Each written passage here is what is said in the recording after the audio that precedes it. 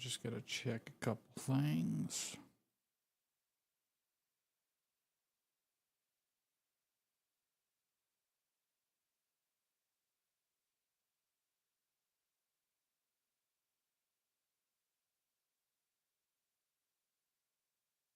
Okay.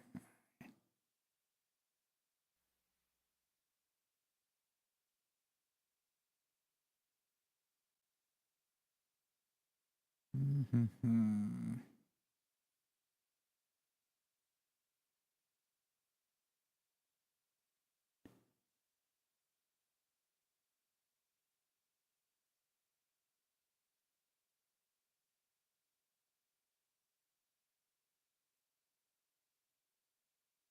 All right, so that's pinned.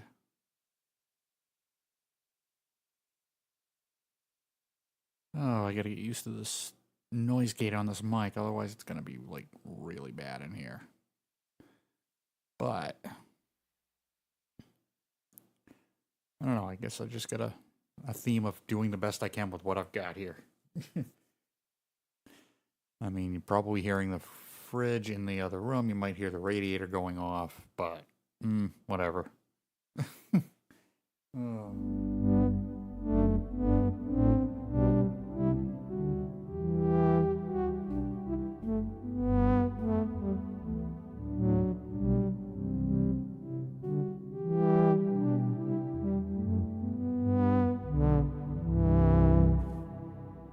Okay. Why don't I...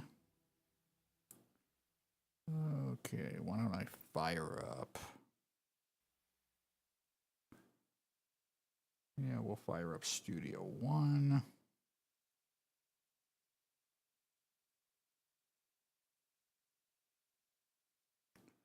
And see what we've got going on here.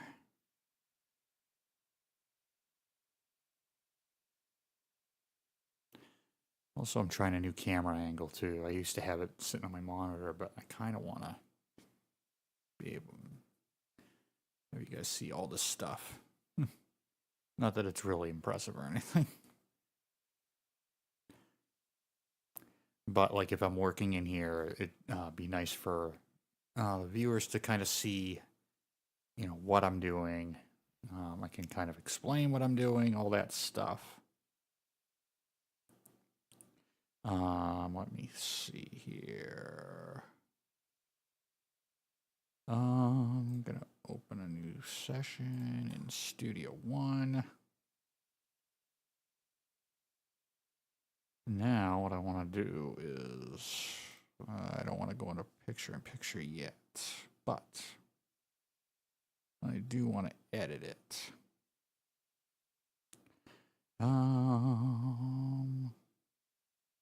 Maybe I have a way to do this.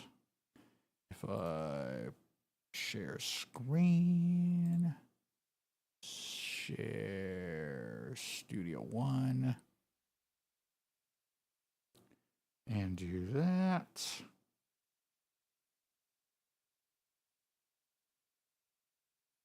And I go back to StreamYard.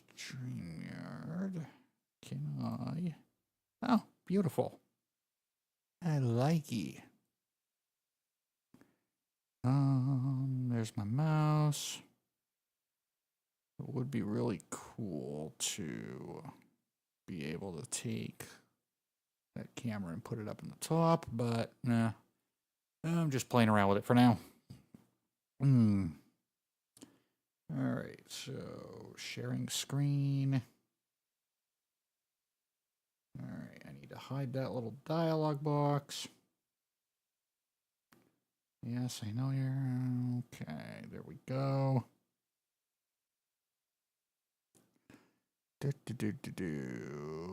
See a couple people there. I'll have to... Alright, so this tune is in... Let's see, 7/8. And if I start my Actually, no, if they don't start anything, I need to go to out 1516. And if I start my metronome, there it is. Let's go to 155 as a tempo. Let's see here. A couple people there. All right. So, I just did, you know what? This noise gate's bugging me. We're going to have to deal with it. Or I just turn it like right down. Okay.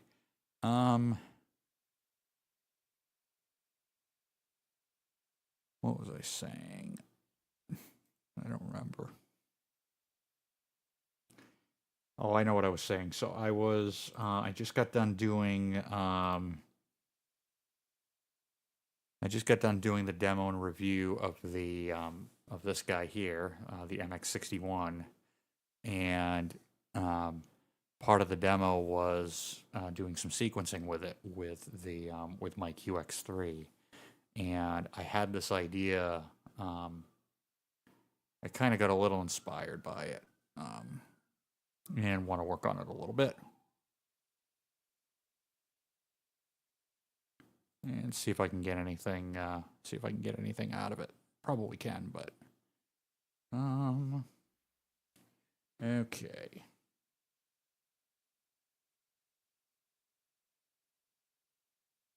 All right, so you know what? I do want to get the Hydra hooked up with MIDI so that I can use it a little bit. The thing of it is, let's see here. Okay, I got it going out. Should be going to the XR18 as one of my MIDI interfaces. The XR18 is going into the SE1X, so I just need to go MIDI through from the SE1X into the Hydra and basically just put the SE1X on a different MIDI channel. So I'm going to grab... I don't think I have any MIDI cables in here. I do in the other room. I'll be right back. I'm going to go grab a MIDI cable. I got one right here, but it's a little too short. I'll be right back.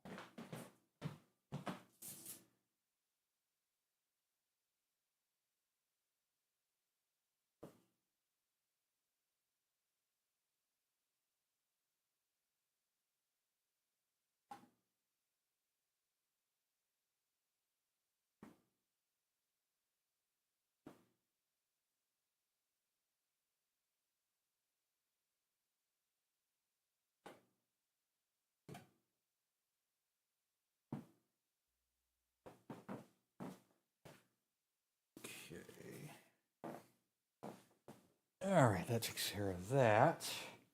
Now,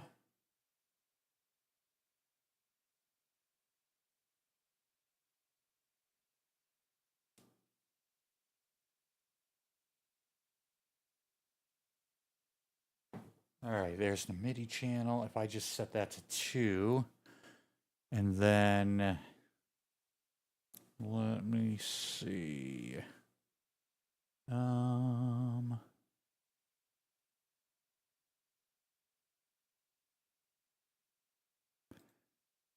Just want to check a couple other things here. All right, so if Hydra's on channel 1, the SE1X will be on channel 2, so both of those will be going over to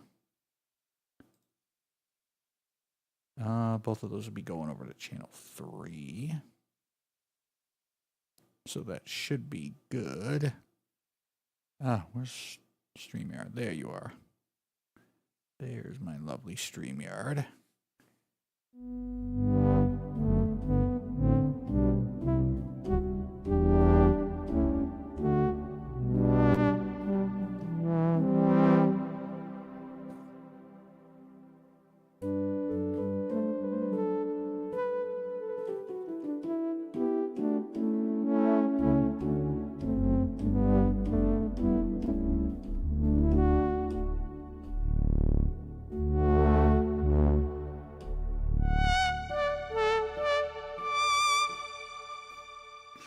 Alright, that works. One thing I'm noticing more and more,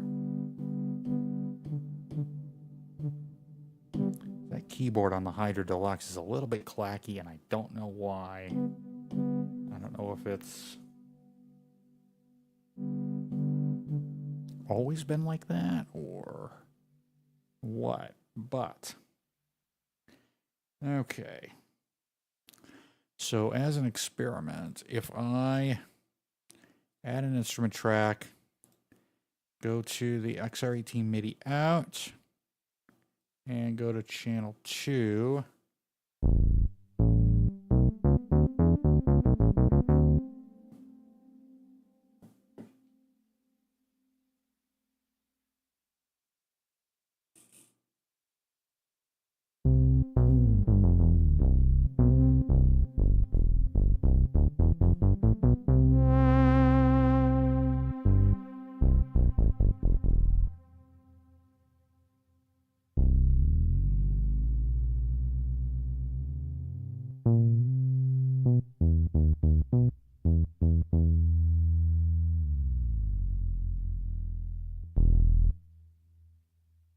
That's weird.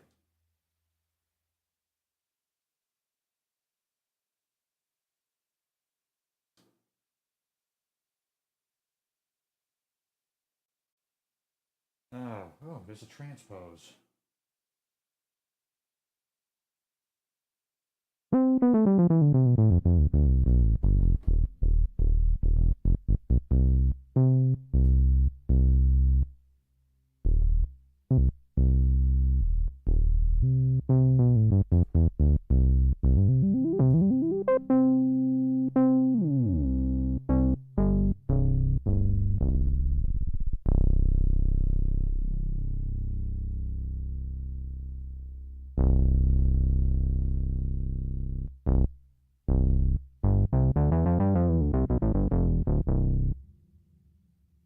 Well, so I think I fixed that tracking issue, but it's still a little bit weird. And I don't know why.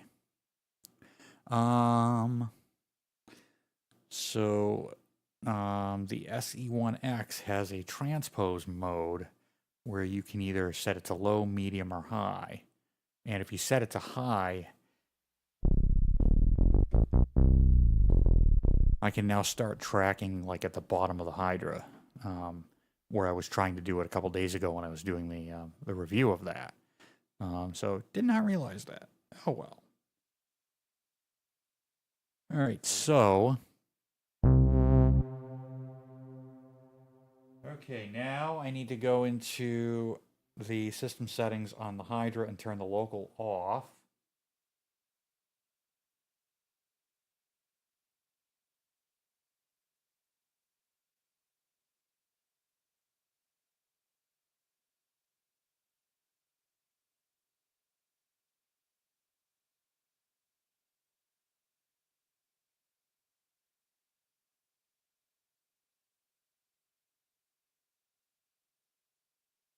All right, let's see here.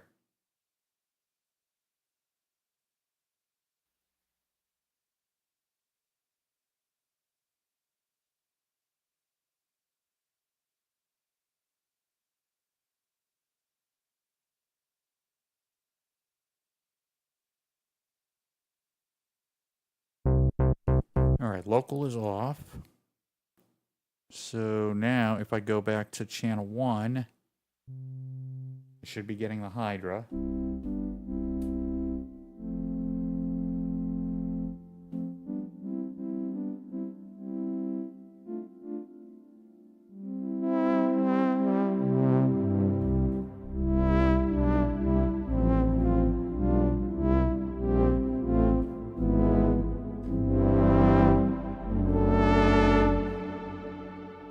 And then I just have to remember to, if I want any of the other synths other than, I think the quadrasynth, the two quadrasynths, I believe, respond to poly aftertouch.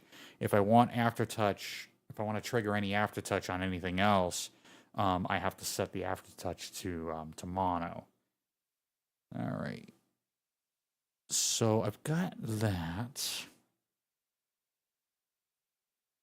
However, why is my sustain pedal over there? Oh, because I was...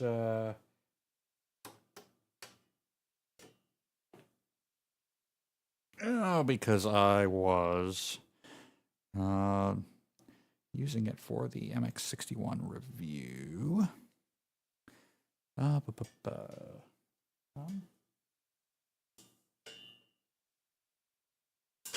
Come here. Okay.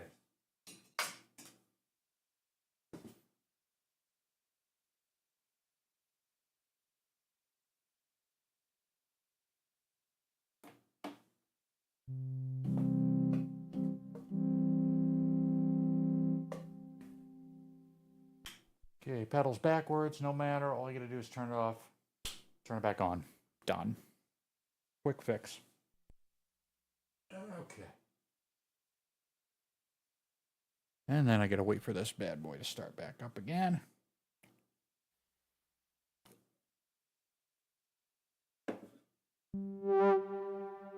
And I gotta go in and turn local off. Done. That should be set to poly. No, we'll leave it off for now. Because if I'm doing a piano track, I don't need oh, what the heck is it? I don't need aftertouch on a piano track. That's gonna ruin my day. Well, not really. Oh, another update for Pianoverse. No, I don't want to update right now. I will later. Oh, let's try out. Where are you? I'm gonna load up the Black Pearl.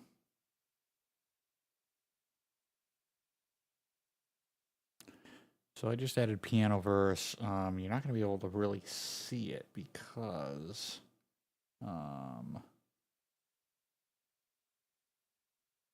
go back to my main screen for now. If I go share screen. And window.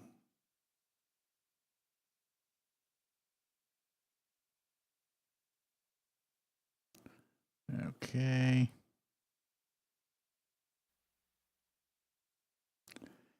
Oh, so now it's showing Pianoverse. I don't know why it wasn't doing that before.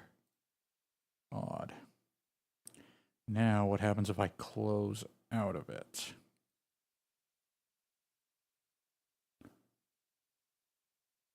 Okay. So when I pull up a plugin, you might not see it unless I had say a second screen and I shared the entire screen. I don't have that set up right now.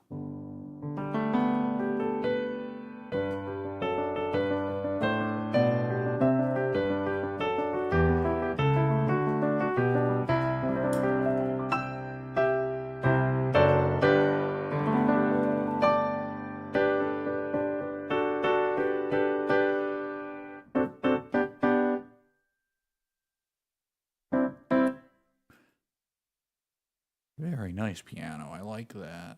I just want to see something though. Maybe I can fix that Might be able to fix that velocity curve a little bit.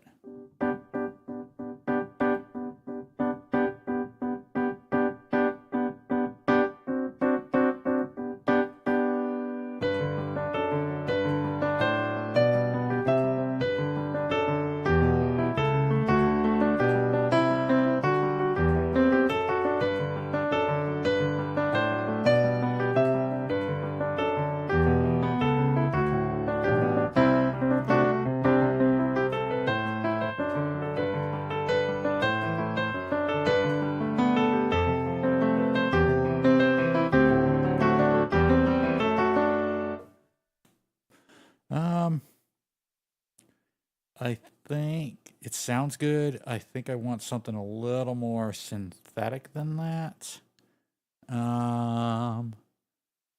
Let's see. Remove track and instrument.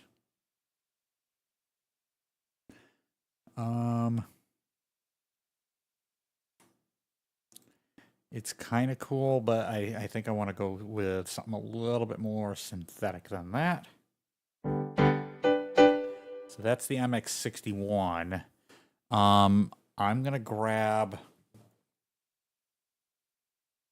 Oh, let's see here.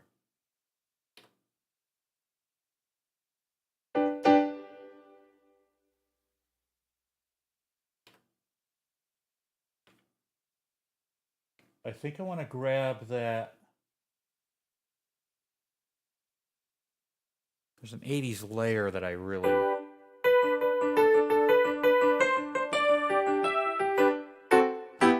Yeah, I like that.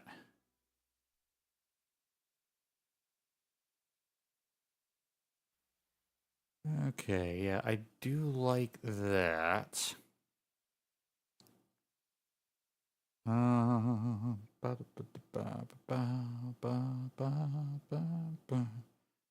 right, why don't you just see what my tempo is? What did you do? I want you at 72. Oh, not that fast. I have it doing the offsets as well.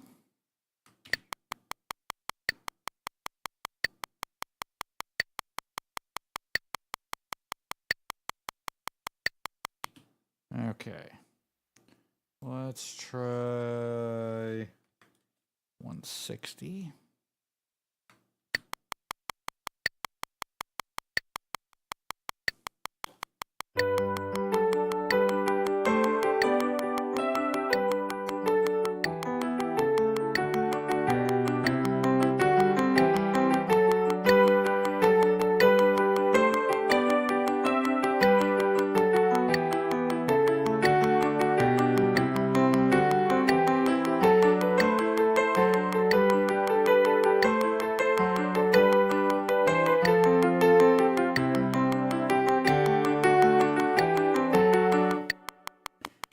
Yeah, I like that tempo. Okay. A few people. Should probably post this link on Facebook too.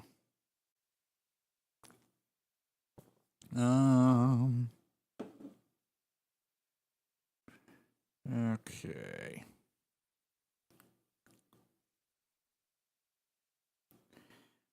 So I'm thinking, actually, I'll go to this layout here. Where we can see everything. Because I can. All right. I'm going to go ahead and lay this down while I have it. Right now, I just want this one part.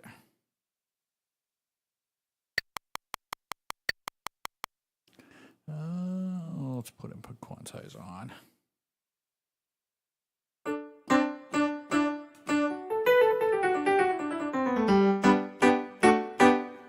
The reason I use input quantize, especially in something like Studio One, is I notice that anytime I record MIDI and I'm usually pretty on with the click. It's something about it just doesn't line up the way I recorded it. It's usually like really early or really late. Um, like there's something about the MIDI resolution in Studio One that's not the greatest. But actually, you know what? I'll turn it and quantize off. Let's see what happens with this. That could just be with soft synths. All right, I'm gonna go up an octave.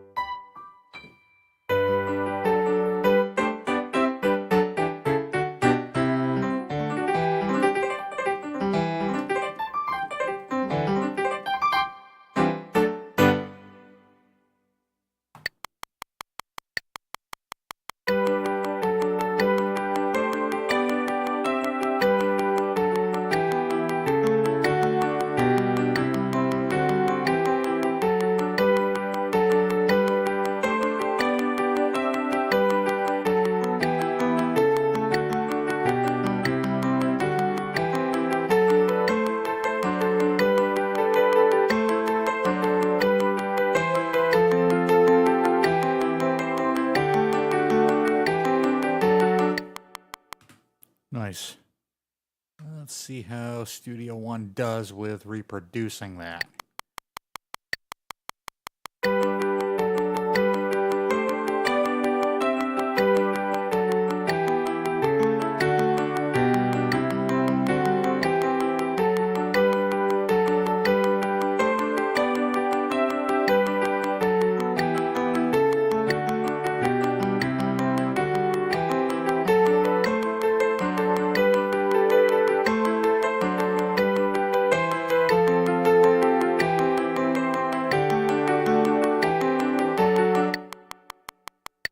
Okay.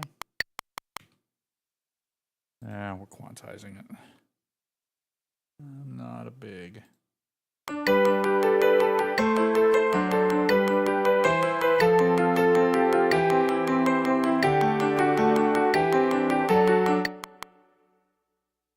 Okay.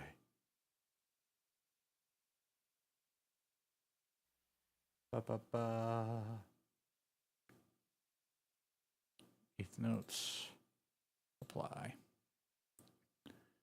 Yeah.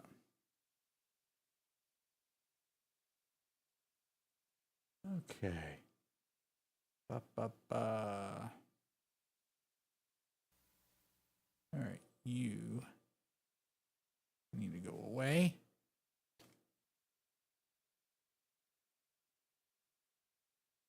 All right, now let's see what we got here. And we'll trim this.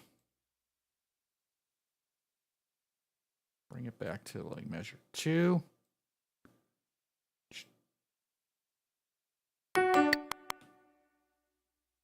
Let's go to that end.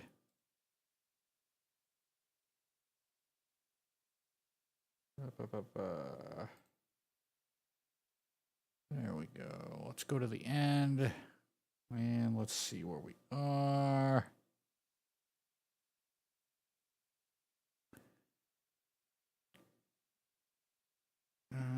Zoom in there, zoom in here.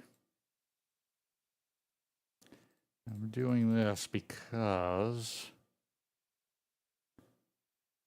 when I copy this over, I want to have this. I want to have these two sections smoothly tie in to one another.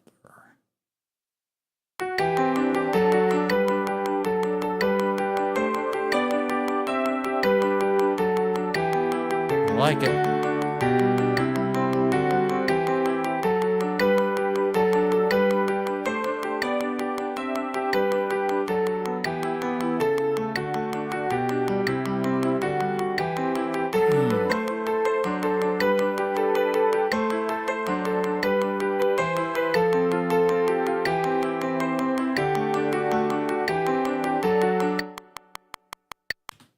I like it.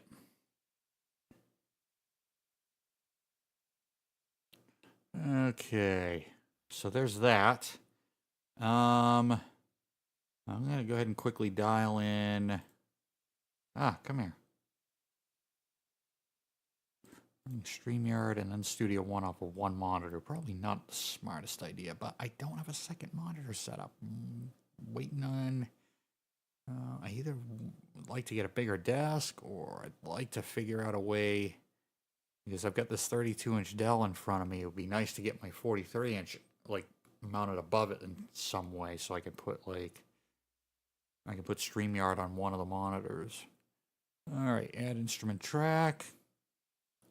And we're going to go XR18 MIDI out. And we're going to go to channel 2. That's going to give me... That's going to give me the SE1.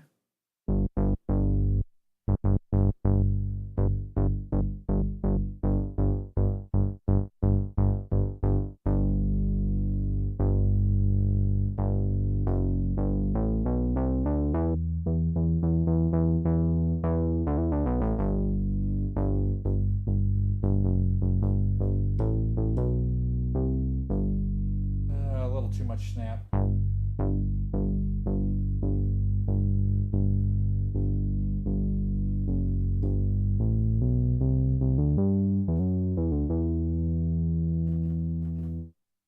Let's make that, much as I like low note priority, let's make that last.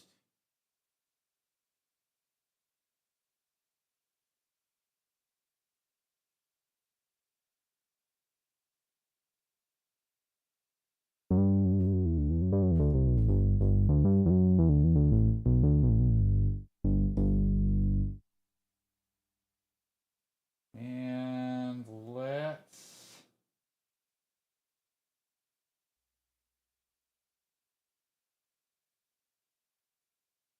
thicken that up a little bit. We'll put another sawtooth on it, and then bring up that third oscillator.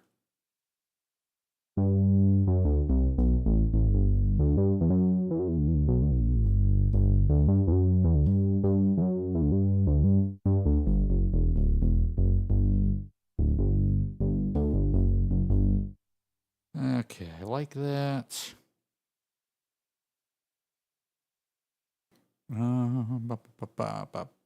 Let's throw this bass line down.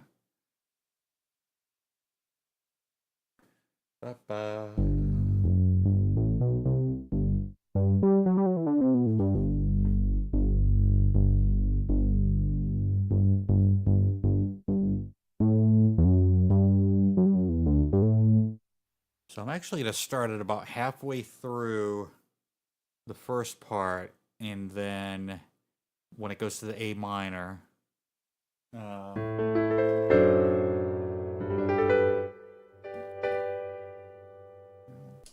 on, you.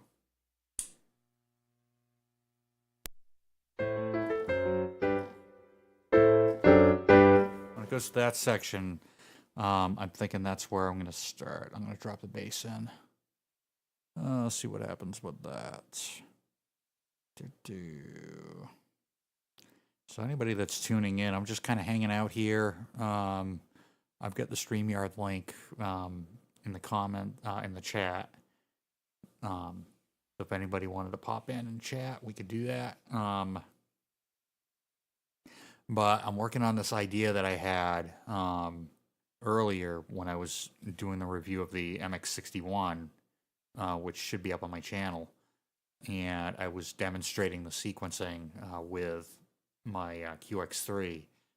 And basically, the power of having a 16-part multi-timbral instrument where you can take each of the 16 parts and sequence and run them into a sequencer or a DAW. You pretty much have 16 tracks, so 16 different instruments. So I'm kind of developing that idea that I had a little bit more. And if you go and watch that review, you'll hear a little bit of it. But let's give this a shot. I just want to see.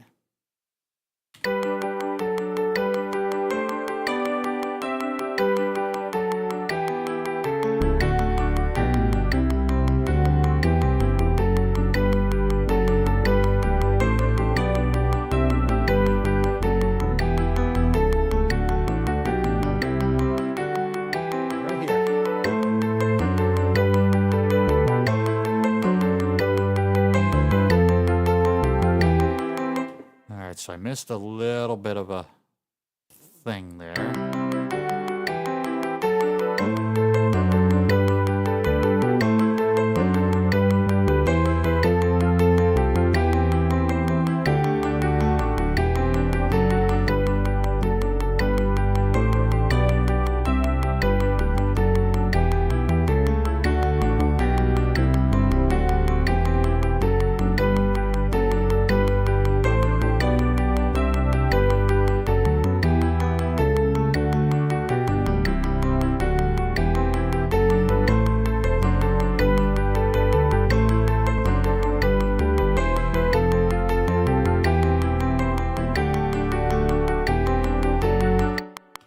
Nice. I like it. Now, I just want to fix that last little note. Ah, come here. Come here. No. Zoom in and out. I want that to go right up there. All right. Let's see here. You know what?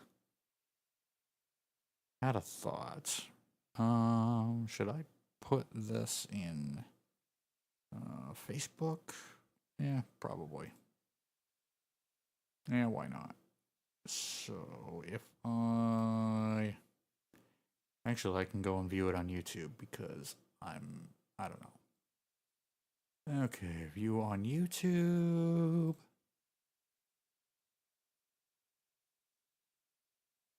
And then all I gotta do is, if I just copy that over to my Facebook, just because I can.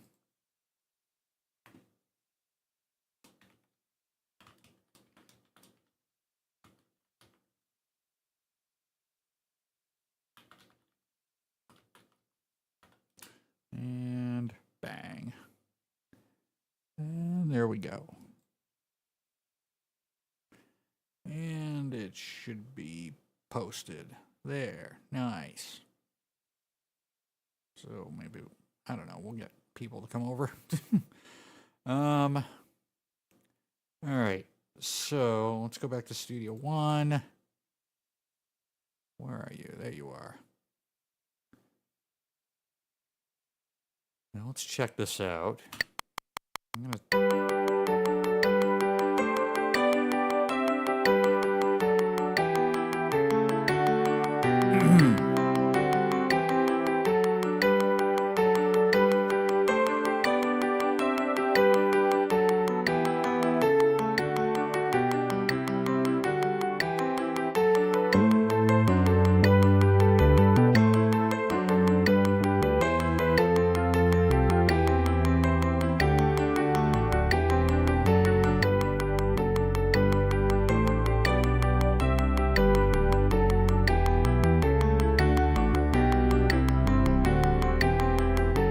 liking this.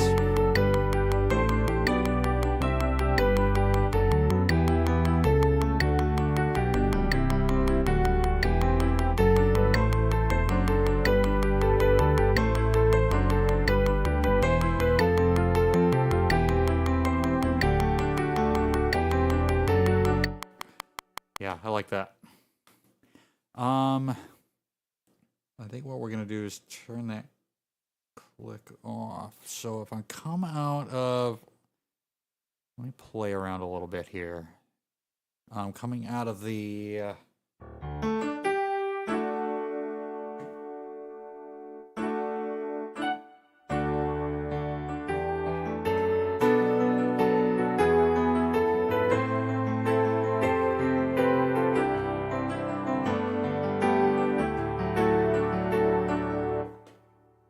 oh, and then I forgot it.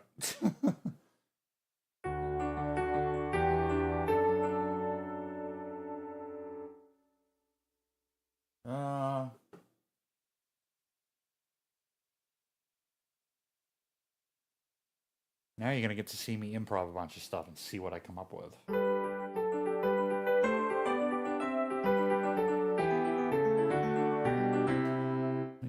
chat really quickly. Actually, can I do a side-by-side with StreamYard? Yes, I can. That way I can see the chat and see what I'm working on at the same time. Actually, no, I don't like that view. Sorry. Boom.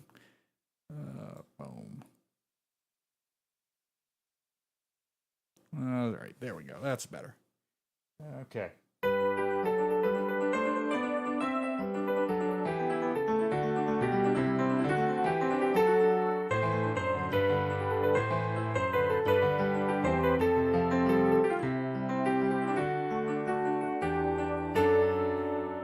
So I'm coming out of there. Or I could do this.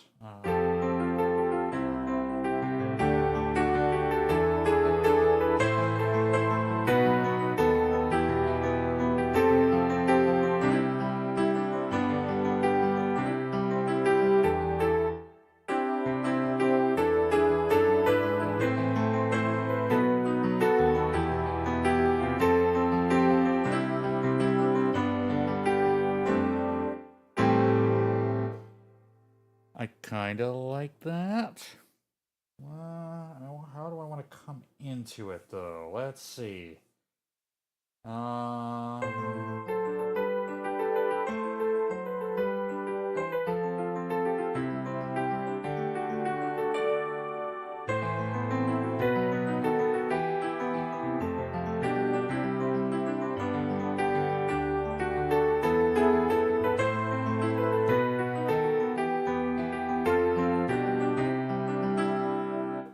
Something like that, maybe? I don't know. Yeah, something like that.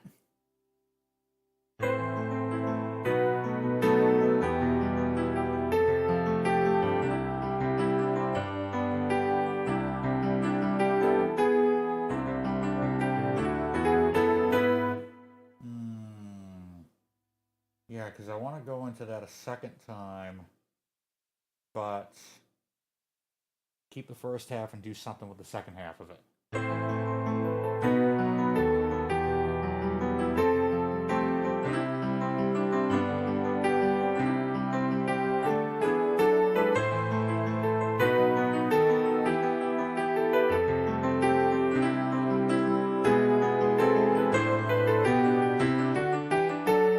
Something like that.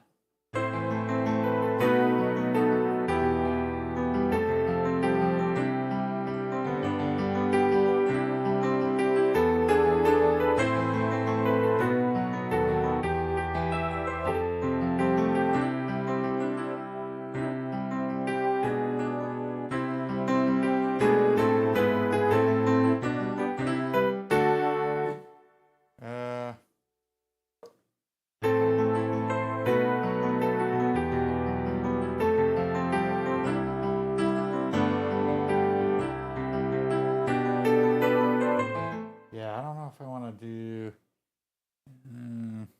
let's do that again. Well, let's figure out how I want to come into that section. So I'm coming out of this.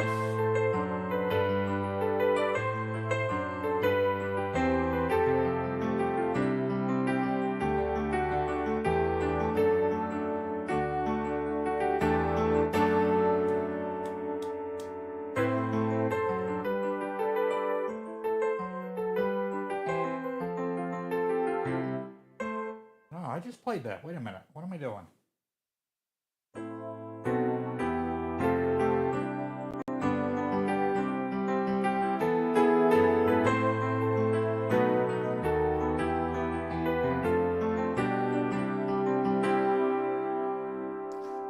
So I'm coming into that.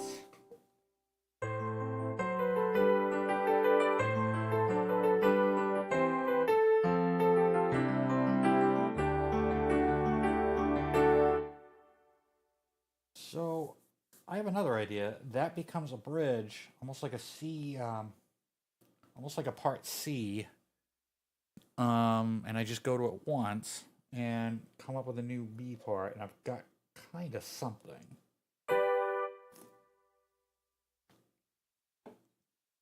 Let's see what I got here.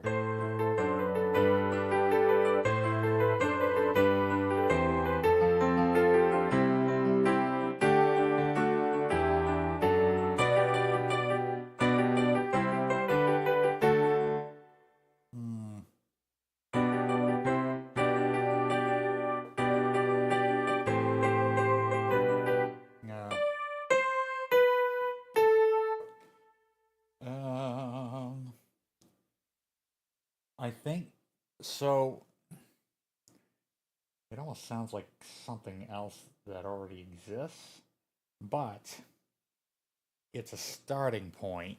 Um, and here's a little tip: if you ever fall into that trap where you're scared that um, something that you've written or something that you've come up with already exists as, another song, um, put it down, record it, as you have it, and then try not to think too much about it, as other ideas, might come out of that. You think of that as just a seed. So if something that I play kind of sounds like something else, um, one of the things that can happen is it might sound familiar because it may not be like copying a melody line in verbatim. It might have the same feel as it, but the notes might be different and the timing might be different, but the feel might be the same. So there's all kinds of ways to get out of that kind of trap. So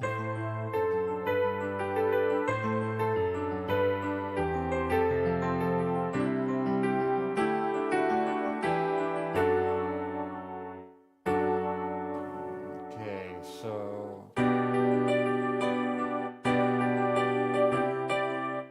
definitely want it bouncy. Nah.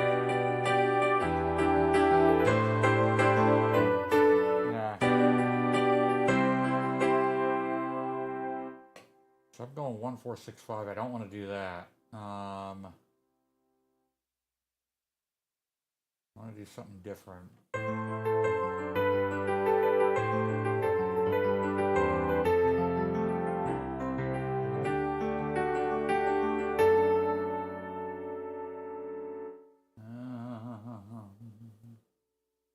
Now,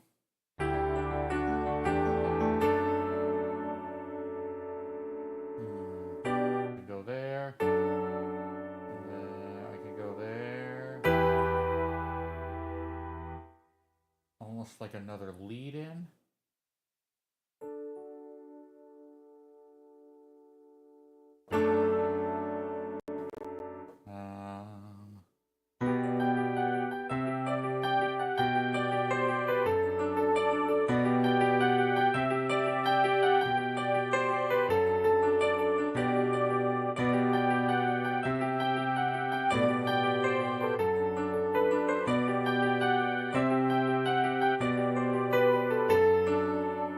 Oh, there's something. Let's see. If I... Now, here's a cool thing about Studio One. If I turn on the pre-roll, when I hit the record button, it's going to basically play... it will basically play the previous part, or I can just simply punch it in, which I would rather do. I'm going to go ahead and input quantize this, just so that everything, like, as far as lining up on the one.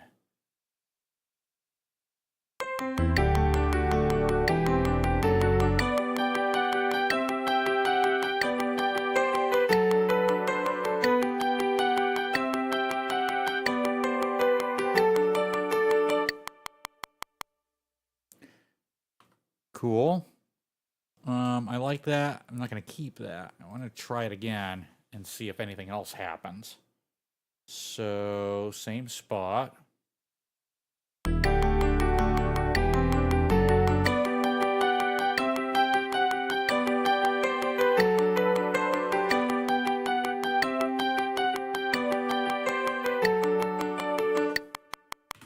Okay.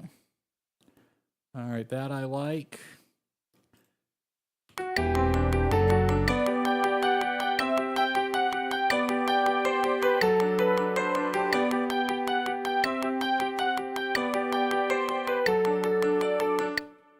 Okay, so coming out of that.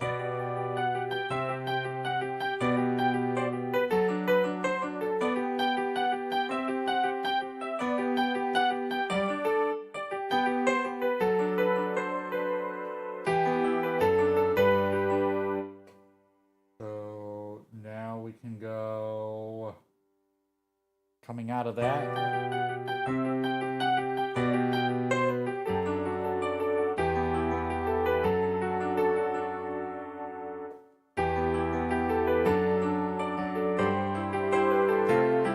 Now,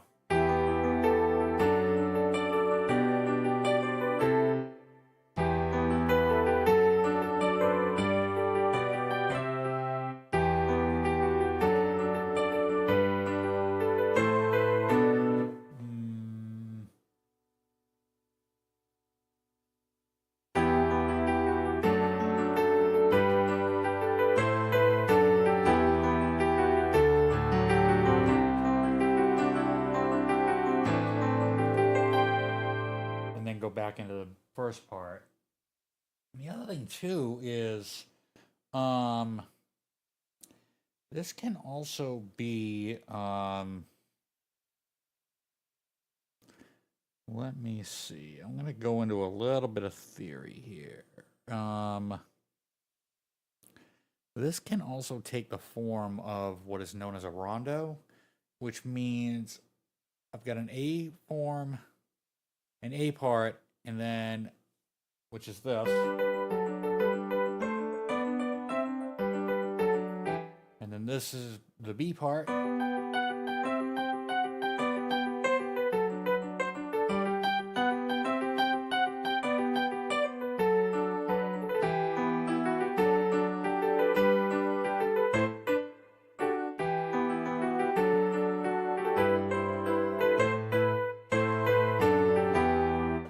Or whatever that winds up being. Then you go back to the A part. Then I could go to a C part, which could be that,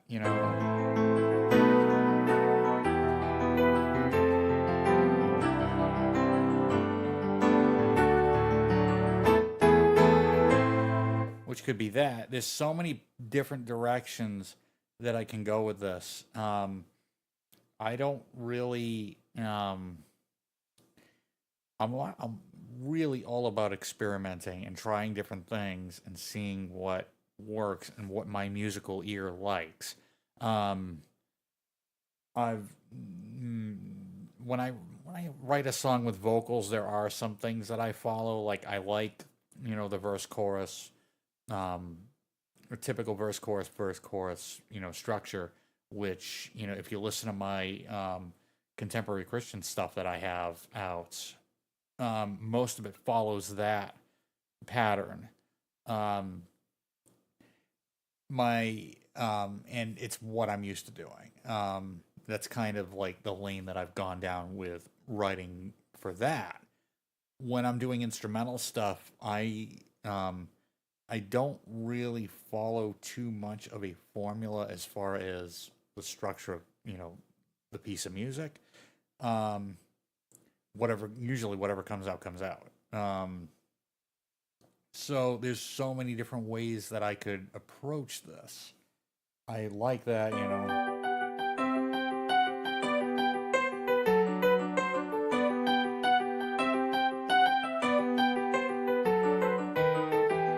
Ooh, I like that.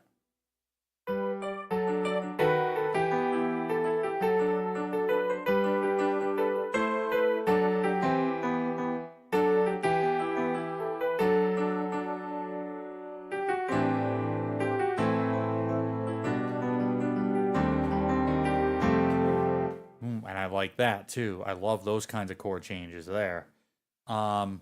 So here's what I'm gonna do. I'm gonna go back. I'm gonna re-record that section, and I'm gonna see if I can flesh it out and finish it, and then find a way to go back to the A section.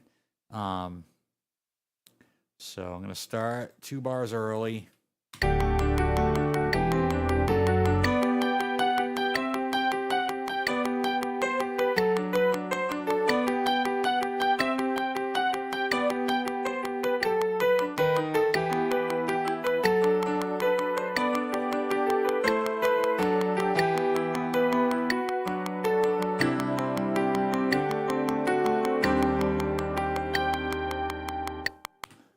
I like ending on that too.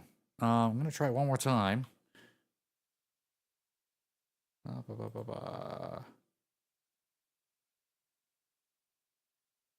Let's see. Yeah, we'll try it one more time. Yeah. It's one of those things where auto punching would be nice, but I also don't like using auto punching because I forget to shut it off.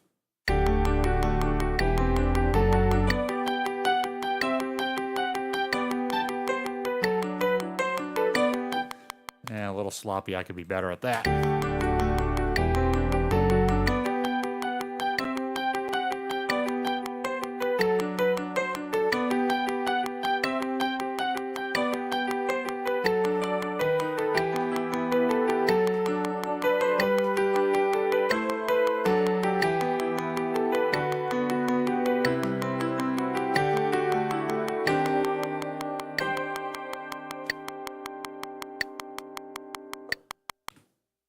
All right, so maybe I won't hold it out that long. Try it one more time. And I want to see what else I can...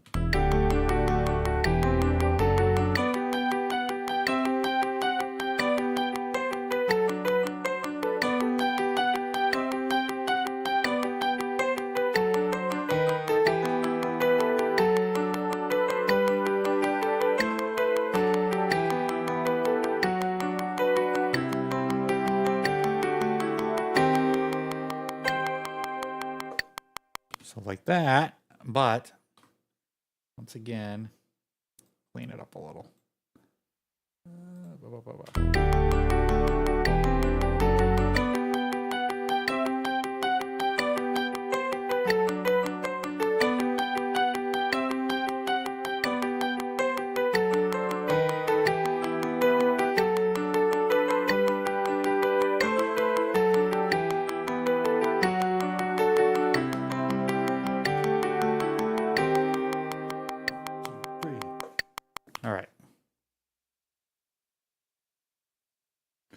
All right, I'm gonna go listen to that. And if I hear a couple things, I'll fix it.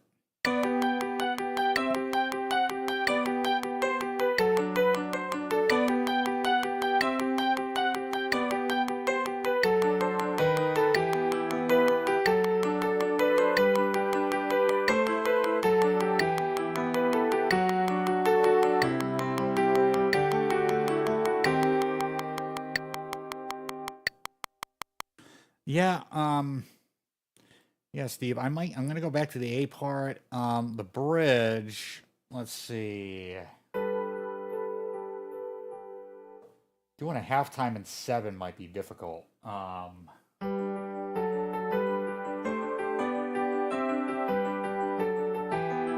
Like here's the A part.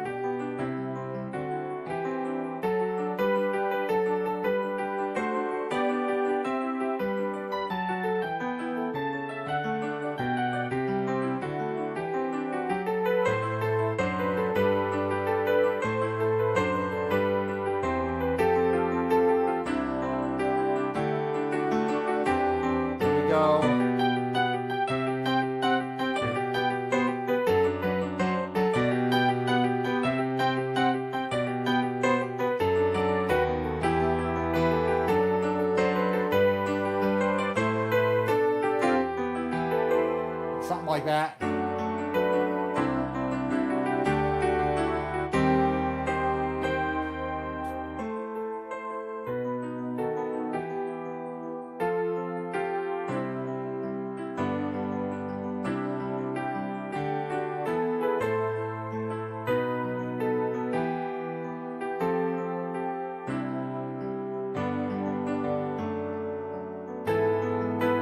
Maybe for that section, if I keep it in 7/8 and don't play like and don't play the arpeggiated stuff. D7 G to D. Okay.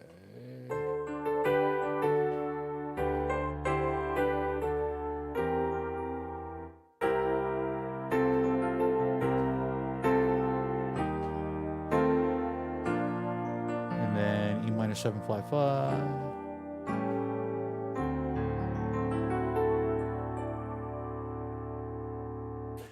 So if I go, let's see.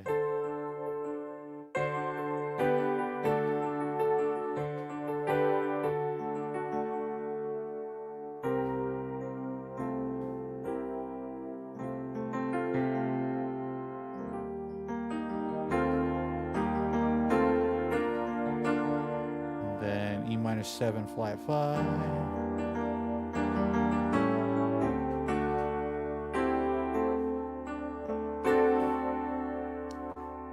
Yeah, see, those sound like changes I would already do. I like that. Actually, you know what I'm going to do is, it's in the chat, and I usually keep the chat up. I'm going to open up my notepad here and throw that into my notepad. All right, so we've got a D7, G over D, into D, and that's twice. Then we have a C7, followed by F over C, twice. Oh, come here. And we've got E flat, E flat. And then F over E flat. And then a B flat.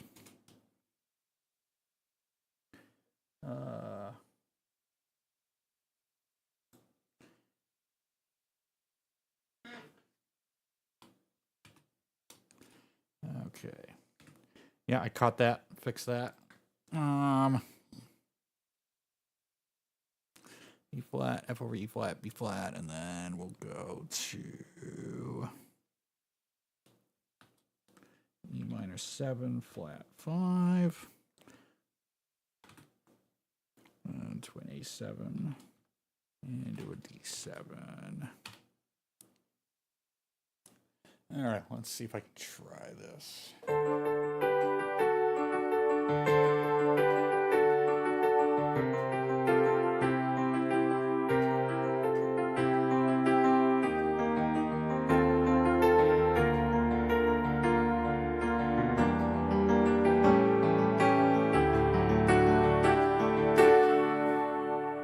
So maybe something like that. Probably not as busy.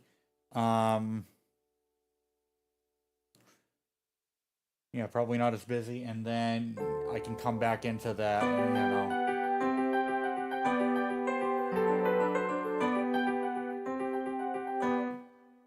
And then I had this other section that let me think here. I had this other section that just spontaneously happened while I was coming up with that B section. Going back to the A minor 7.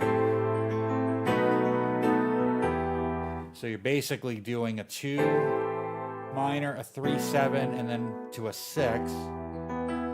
Flat 7, 4, 1, 5, 6.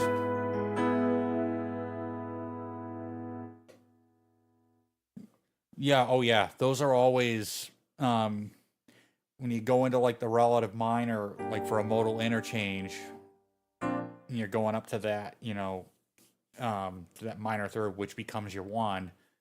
Those are really cool. If you listen to, I want to say it's on my SoundCloud, there's a song called Silent Heart that kind of does that, where the chorus goes, I can't speak though you still hear me, my thoughts are weak though you see them clearly. Gentle spark is my words impart when I come to you with a silent heart.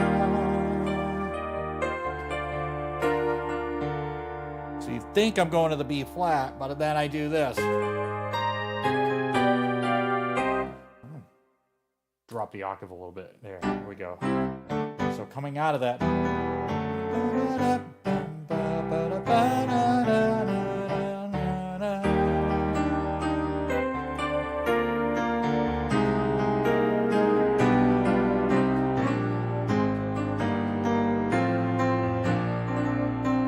And now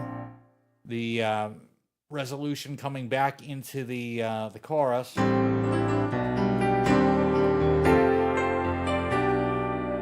I always love, like, I always love that flat 6, flat 7 cadence. Especially if especially when you go to, especially when you go to that relative, when you go to that major to a minor, like temporarily, and then you come out of it. There's another cool, there's an Elton tune, and Ty will love this. In Nikita, he kind of does the same thing.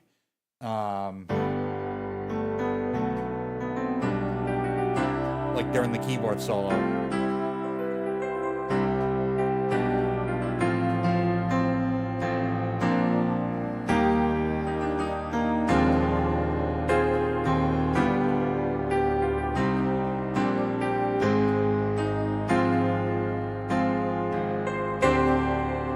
And then tritone to the 5, and then back into the chorus. So yeah, I love doing stuff like that. All right, so what I'm gonna do is I am gonna quickly, you know what I'm gonna do? Let me see the scratch pad. So this little window here is a scratch pad. And what's cool about it is I can put ideas in here. And then I can even do, I can even have as many scratch pads as I want. And then whichever one I like, I can copy it back into the main arrangement. Hey, come here. Thank you. And depending on, where I'm working. Okay, so if I pull up the notepad, I'm going to go ahead and put this into the, put your chord progression into the scratch pad.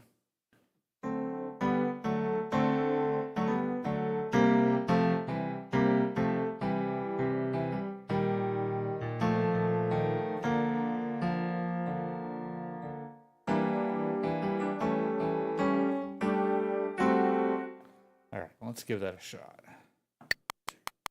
1, 2, 3.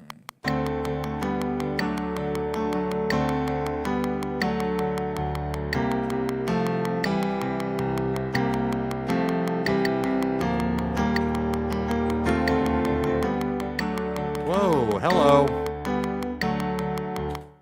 All right, so that's on a loop. I don't like that. Come here. And we need to turn the loop off. Let's go. Let's see. Back. Let's try that again.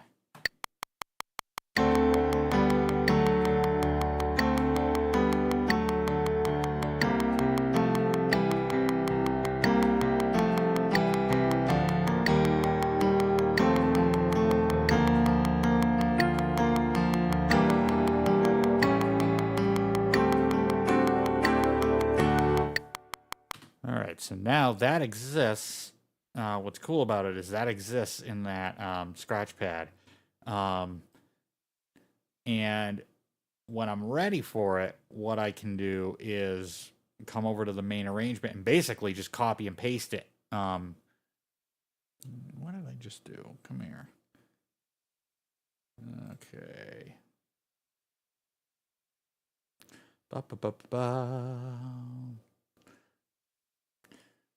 Yeah, so that's in there. And now what I'm going to do is I'm going to add a scratch pad.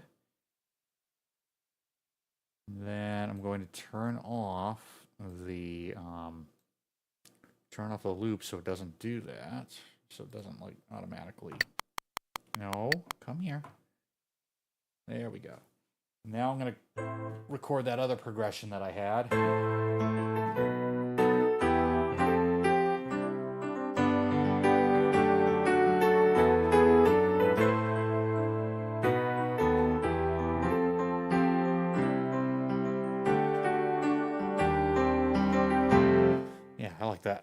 let's throw that in there.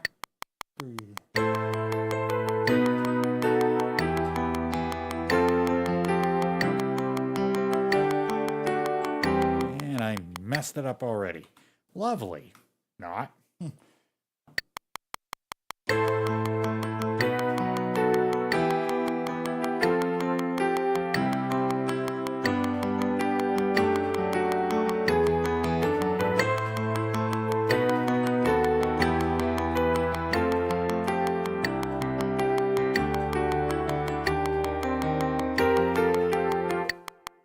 Got that one.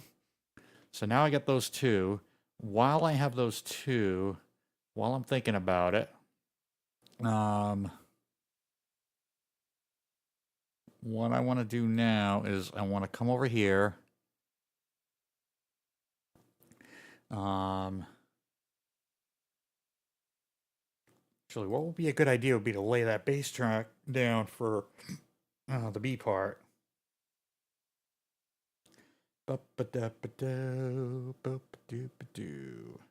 So if I go to the B part here.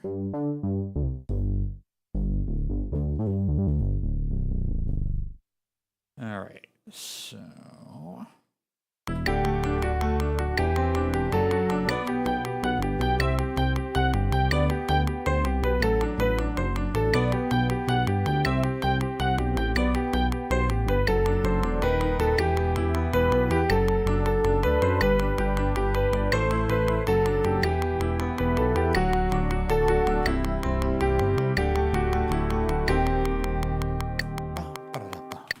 Then maybe a drum roll back into the A part. Let me do that again.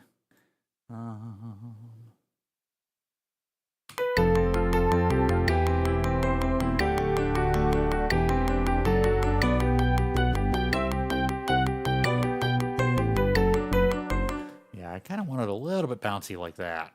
Let's try that.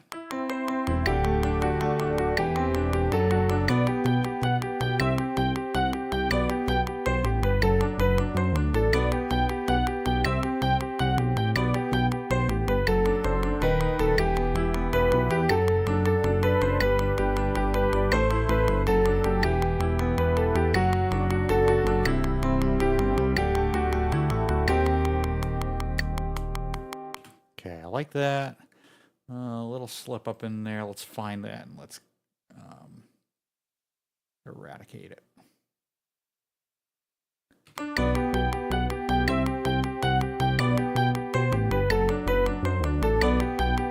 There you are. Go away.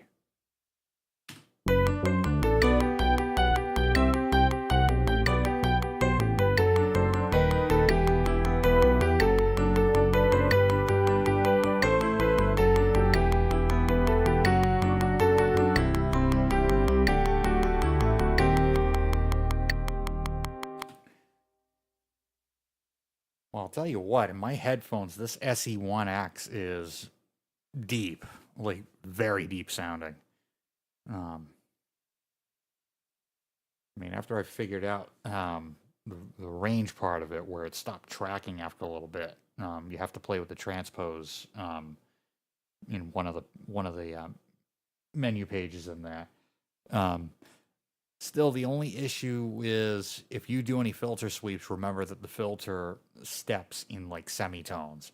And if you were to crank up the resonance and put it into self-oscillating mode, you'd really hear it. Like it would really jump out. Okay, come here. Okay, you should have been in there. So we're just going to do that. Like I always played it. All right, so now I'm going to take both of these and we're going to duplicate them. Like that. Now, I want to hear the whole thing. No, I don't. I want to hear, what I want to hear is coming out of the B section back into the A. I want to hear what that sounds like.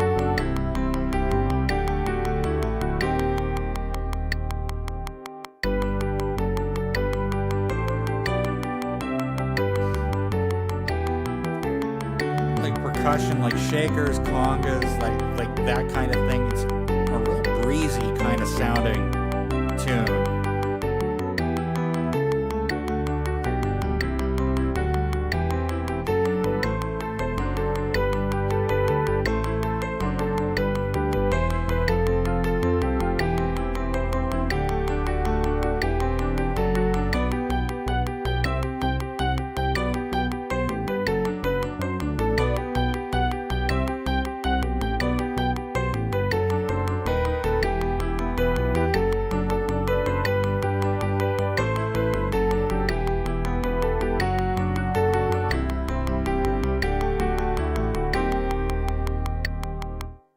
Okay, coming out of that. Then I can go.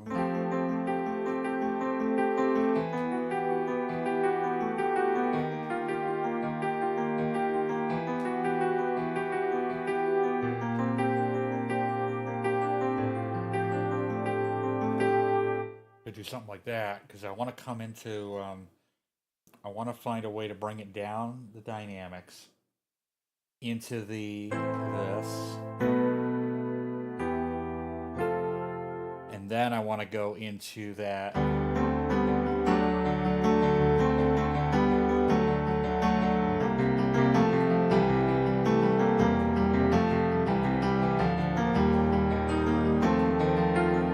And then use that progression to build it back up. As a train goes rolling by, I don't know, maybe about 3/4 of a mile away. That's always lovely.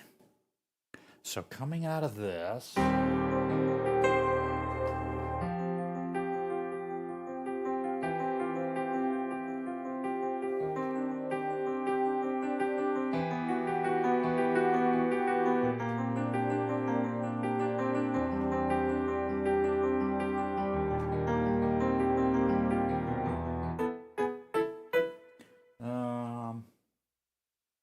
Actually, you know what?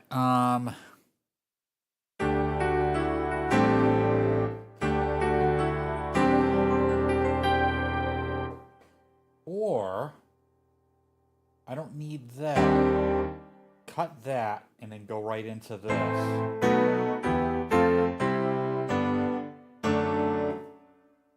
That might be better.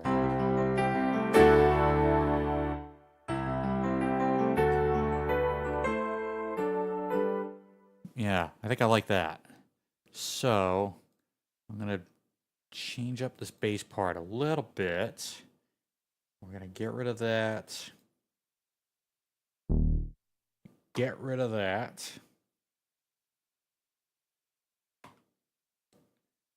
I'm going to go to...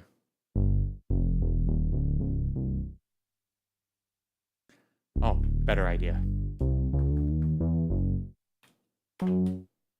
There we go. And then I'm going to redo this part here and then make that the tail end. Let's see what that.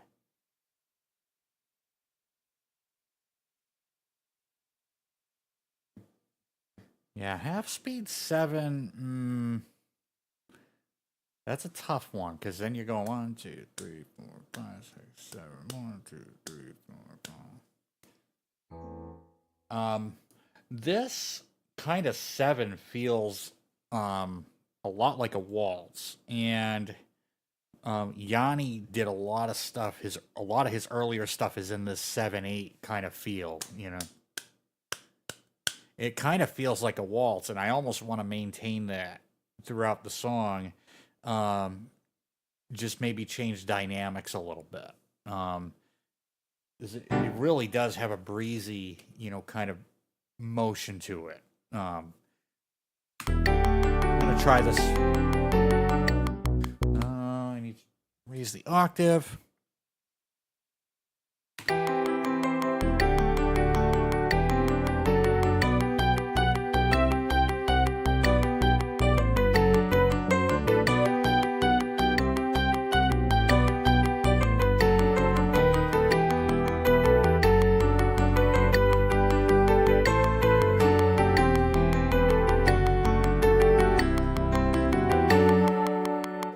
So something like that.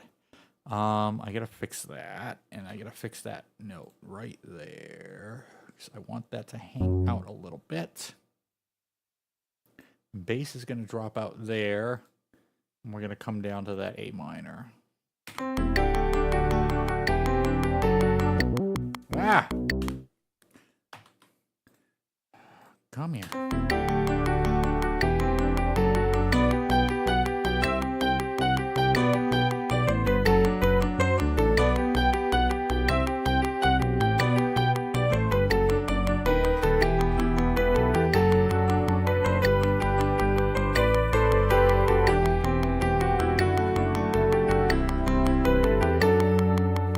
And I messed that up.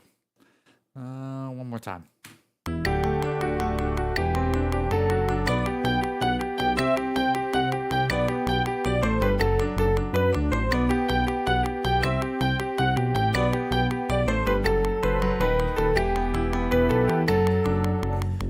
Brain freeze. I love that. 9. Input quantize.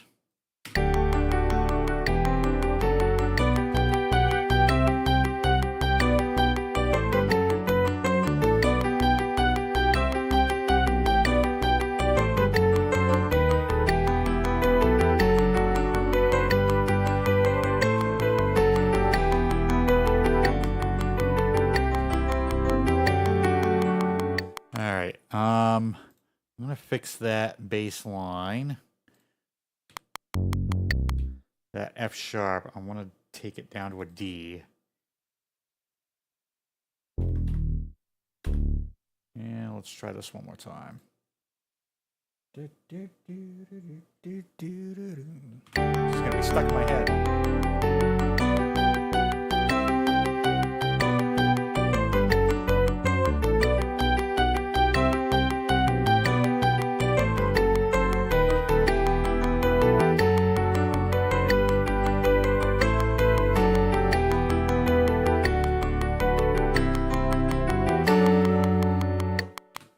Nice. And I think I'm going to hold it out one more bar. Then we'll go into that A minor. So do that, and then do this, and then this. All I got to do is the sustain pedal. Okay, you're going to come out here, and you are going to come out there. So I want to hear what that sounds like, and I want to see if I...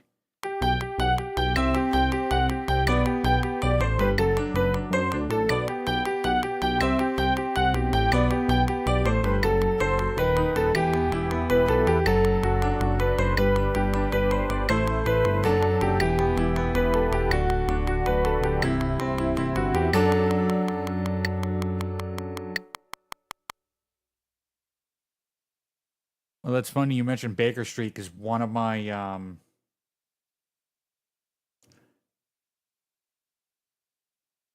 bands is covering that. Thing is, we don't have a saxophone, and the guitarist slash singer has taken over that that part, because, which is good, because he likes the riff, and I refuse to play fake horn parts on a keyboard. They're just not believable. I can make a guitar sound believable as long as the guitar sound is good, but forget about doing a saxophone part on a keyboard. It's never going to happen. I do have a couple of ideas for like sounds for like the melody for this.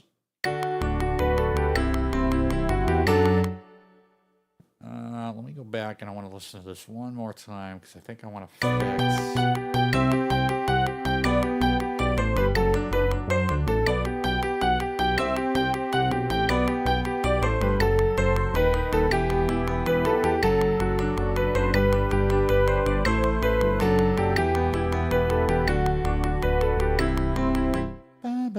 Let me try that. Let's see what I think of that. And that's really cool. I like about Studio One is I can just use arrow keys, like the arrow keys on my keyboard. If I'm just wanting to change, pitch, anything like that, um, really quick and easy.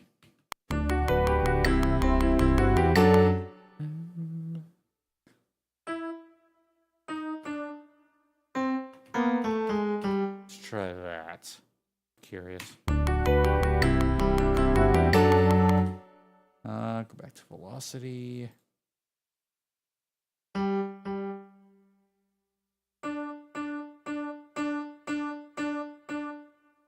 Let's see what that sounds like. I like that.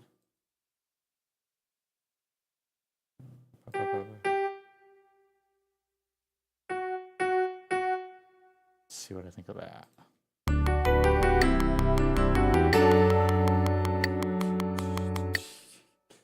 Okay, so there, I'm going to put in this.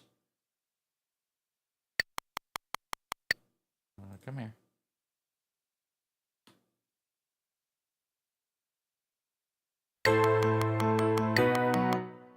And maybe that could be where I have a,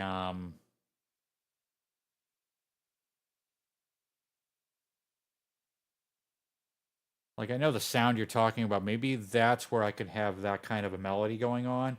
If the, if I get something else,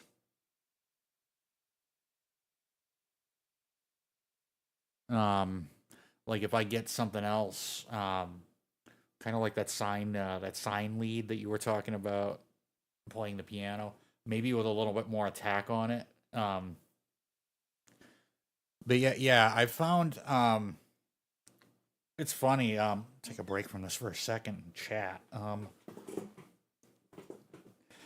Yeah, Studio One is once you get the hang of it, and it doesn't really take long.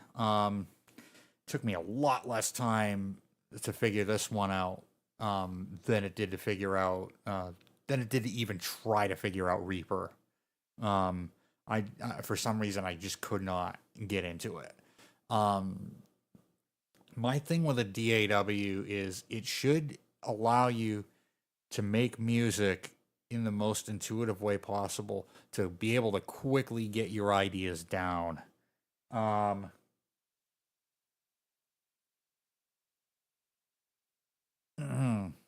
Yeah, no, I get that. You should be able, like, as far as the DAW goes, as soon as I launch it and start a project, I should be able to start making music right away and not have to set a bunch of stuff up. Yeah, the entertainer. Yep. Oh yeah.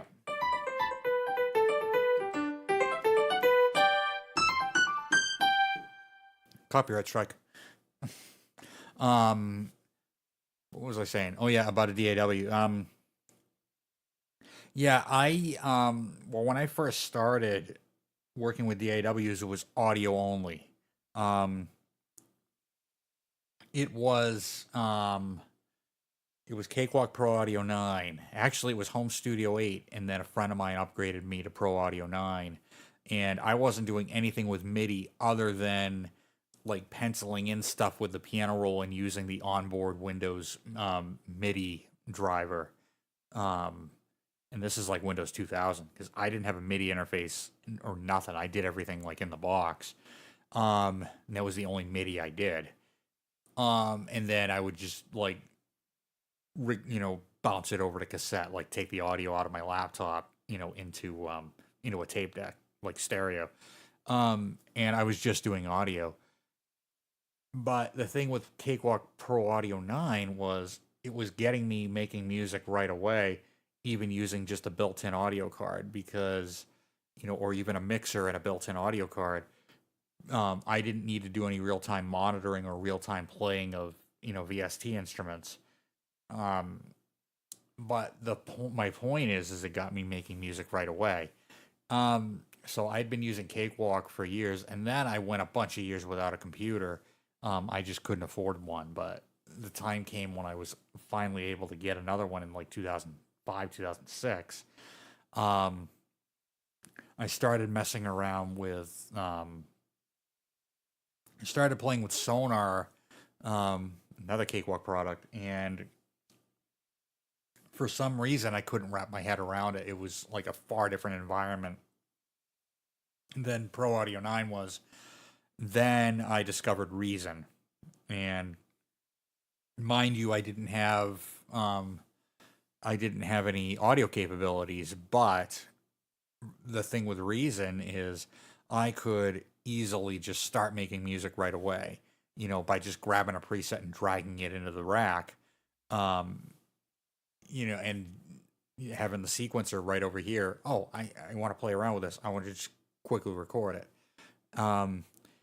Then I got into Sonar 7, um, and started using that and Reason with Rewire. Um, yeah, but there's something there though. It might be the dominant, all the dominant sevenths, like the first couple of parts. Um, I like the other part.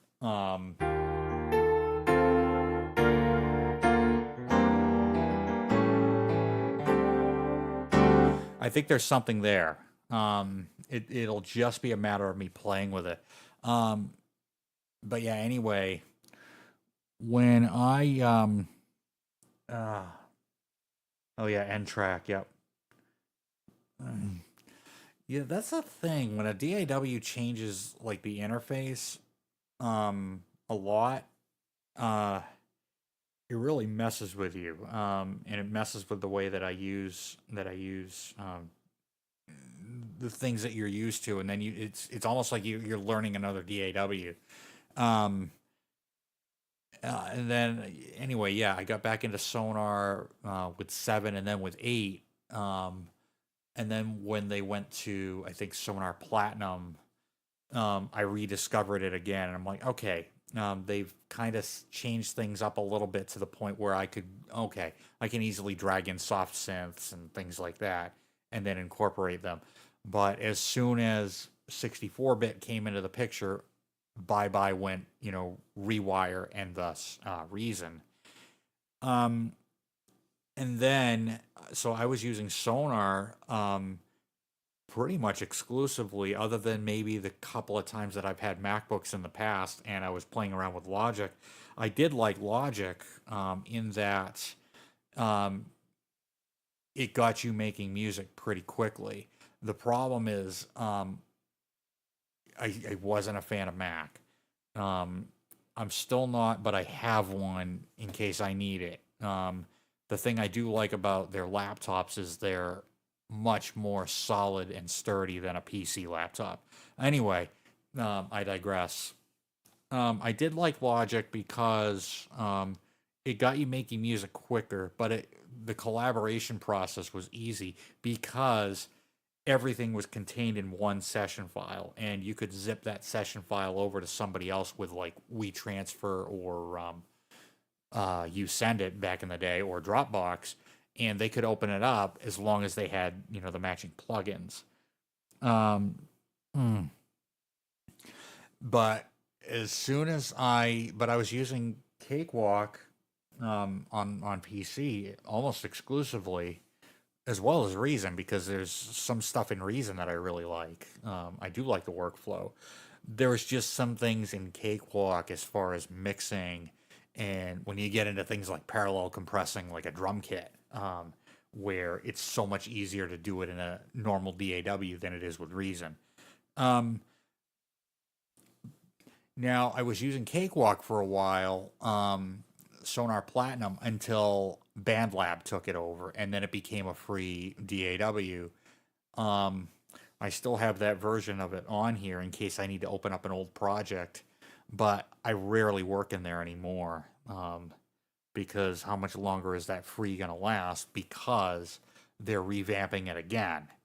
They're going back to the Sonar name, and now it's going to be a paid product.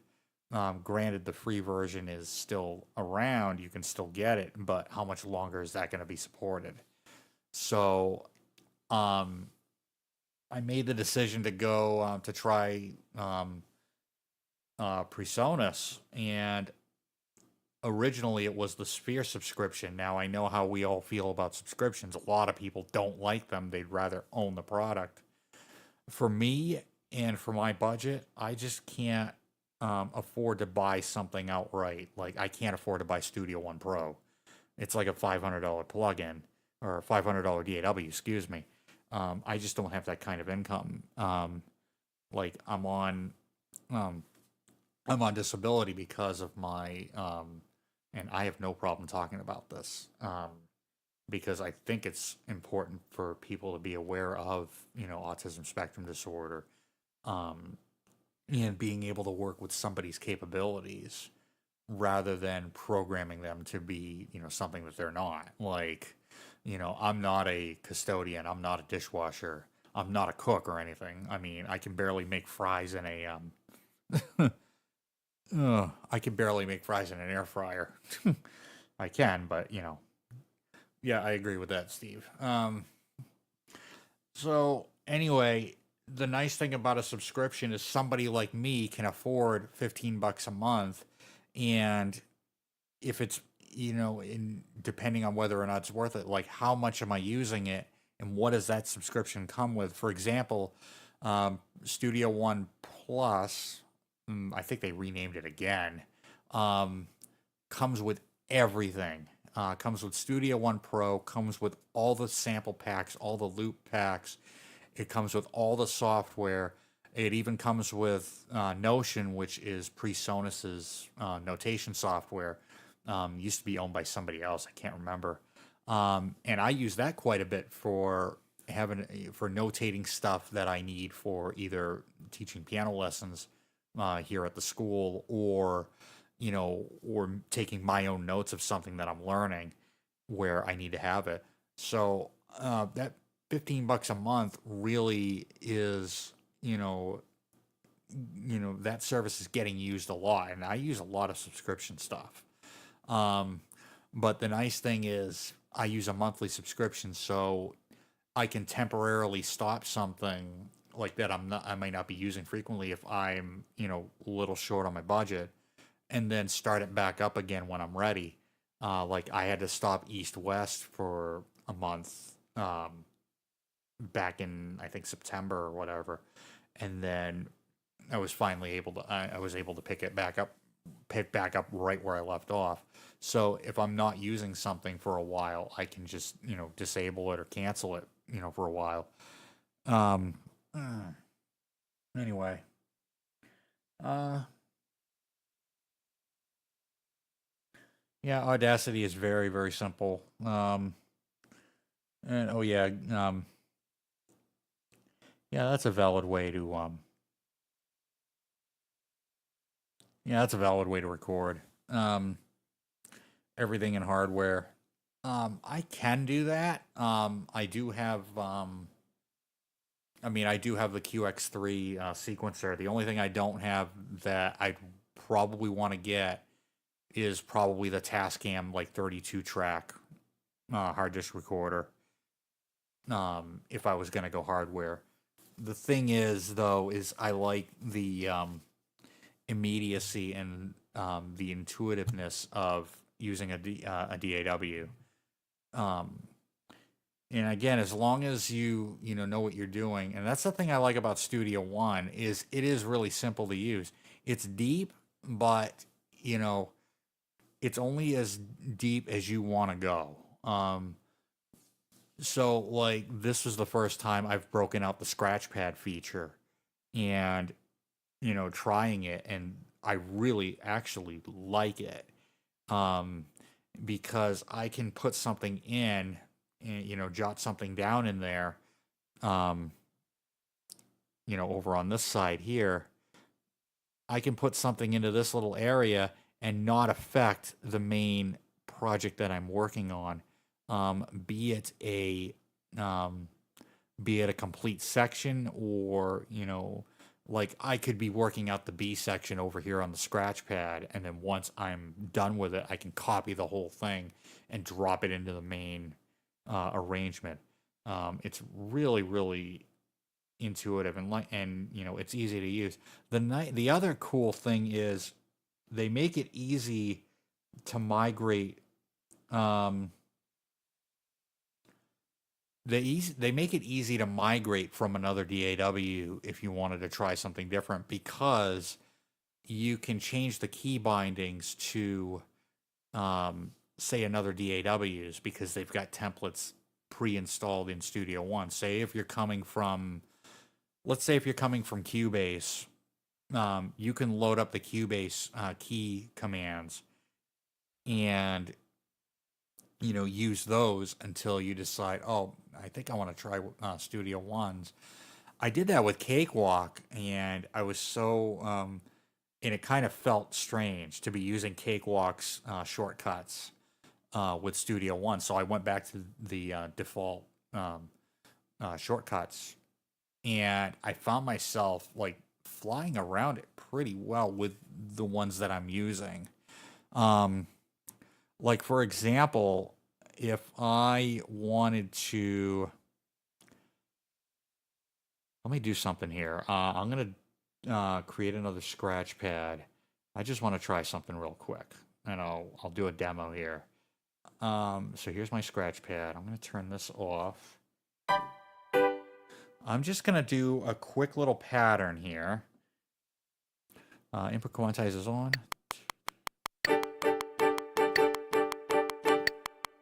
Okay. So let's say I want to repeat that. All I got to do is press D. And it duplicates that entire pattern. Or if I want to repeat the whole thing, highlight the whole thing, press D, there you go. Or, watch this. If I want to create an alias of this clip, hold Shift and press D. And that basically creates an alias of this clip. They're actually all linked. So if I do something with one of these clips like this, let me see. What I do to one clip is going to happen to all of them, so, which is really handy if you're doing a drum loop, if you're putting a drum loop together. That's, you know, and that I really, really like. And I've been using that to do like some of the drum loops and some of the other things that I'm working on.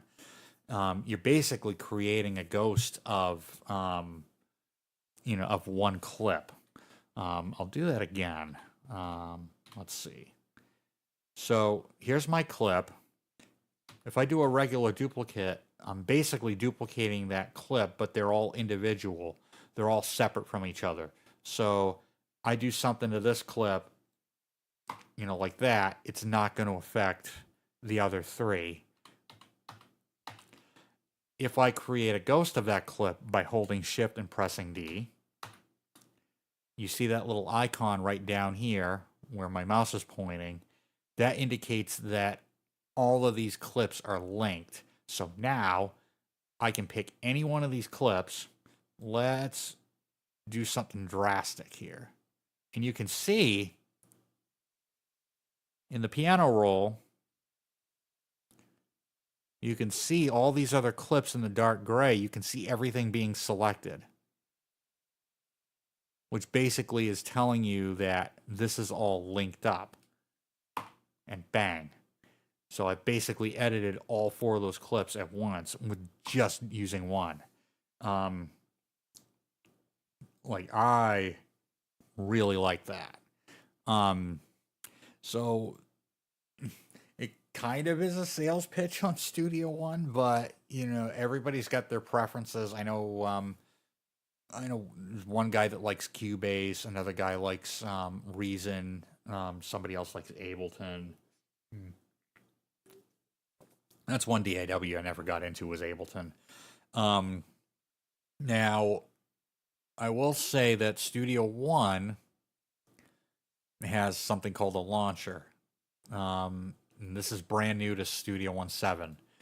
And it kind of works like live, where you record these clips, or you can drag them into those little launch clips, and you can just use a controller to launch them. So they've kind of integrated that. Um, the scratch pads have always been here, I think, since Studio One 5 or something. I can't remember.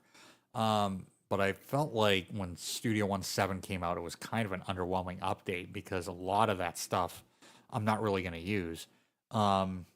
There's integration with Splice. If you want to, start, if you're a Splice user, you can integrate. It's a seamless integration there. Not my thing. That's the other thing. There's also an AI track separator in here that I haven't played around with yet. And I probably am not. I'm not really going to use that. Yeah, it is. I absolutely agree. But yeah, there's also an AI track separator where you can separate like drums, bass, vocals, and then like everything else. Useful, I guess, if you're learning something. I don't know where I would ever, or if you want to remix something. I don't know if I'd ever. I don't know if I would ever use it myself. Um, but yeah. Anyway. Um, so where am I? I'm here. So I'm gonna go back and actually, you know what I want to do now is I'm gonna drop in. I'm gonna drop in Stylus RMX. There we are. So there's Stylus RMX. Now, dear Spectrasonics, can you, I don't know, do me a favor and, how big is this window? Oh, I can go twice. Yeah, we're doing that. Let's make it twice as big, because I can. Because I'm blind as a bat. There we go. Okay. I'm gonna grab a shaker. So if I go to core library, defaults, let's go groove elements. Let's go shakers. What? Here we go. Go shakers, and then let's just click on one of these.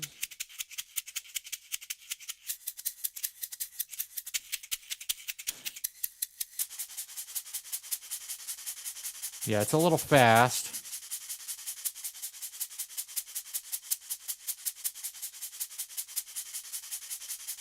All right, shut up.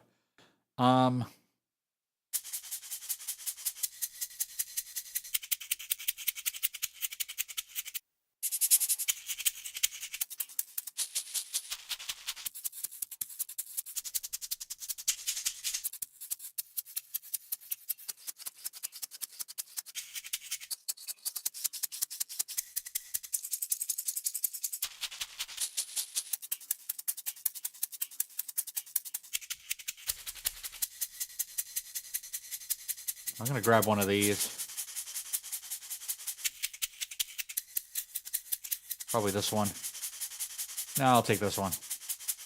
Now, I'm not worried about the tempo because I can half it. If I go into the time designer here, I can, if I click the half button,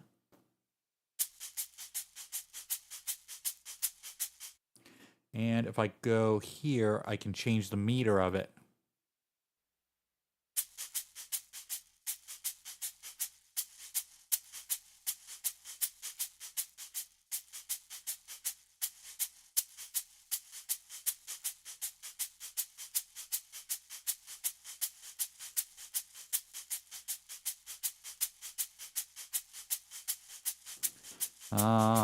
I want to lock it to a 16th note grid.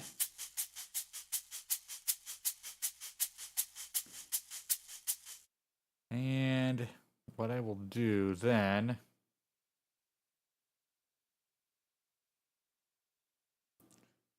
All right, take care, Steve. All right, so I'm gonna drop that shaker in. I think right when that second A part comes in.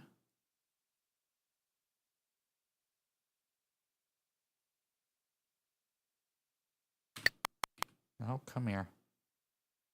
I want to see where that is.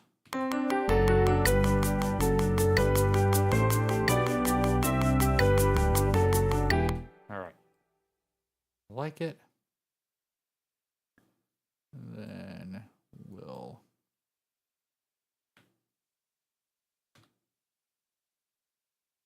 just want to see where we're at.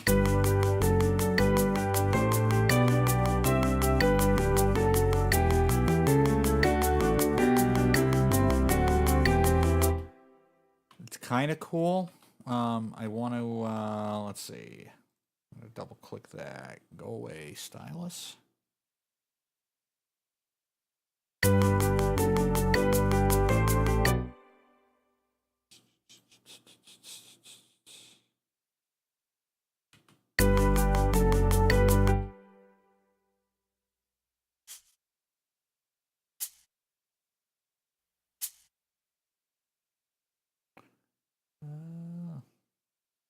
Nope. Come here. So I'm going to do a little bit of loop construction here.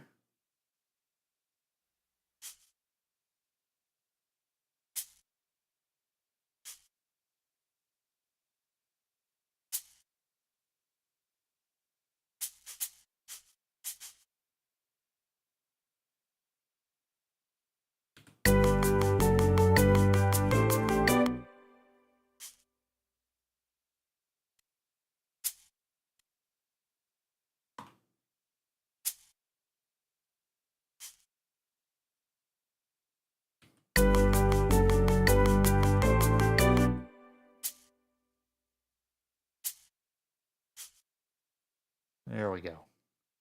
I like it. Now,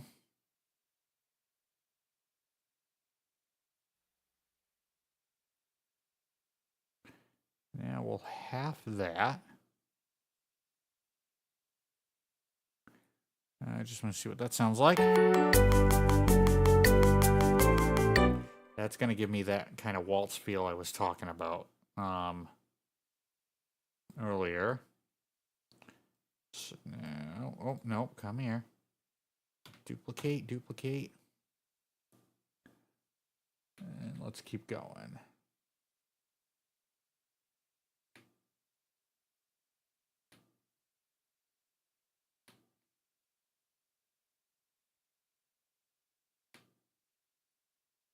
Okay, and then we're here.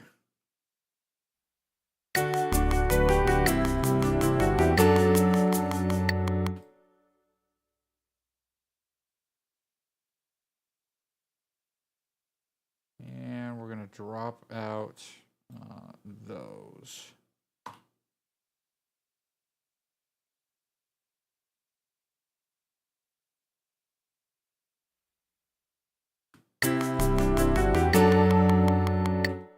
And then we've got a nice hard stop.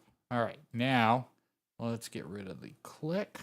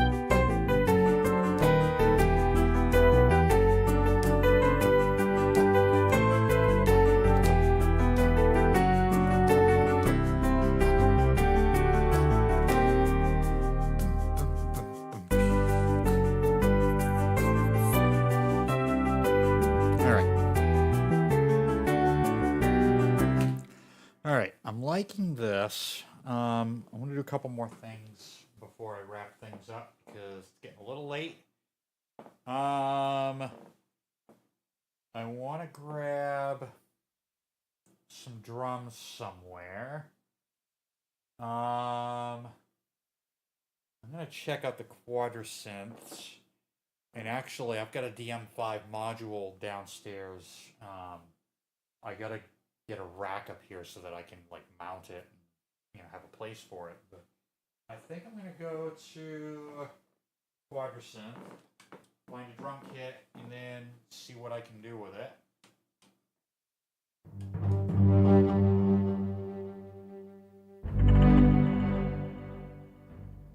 I'm going to use the Quadrisynth Plus because that's got a few more things in it.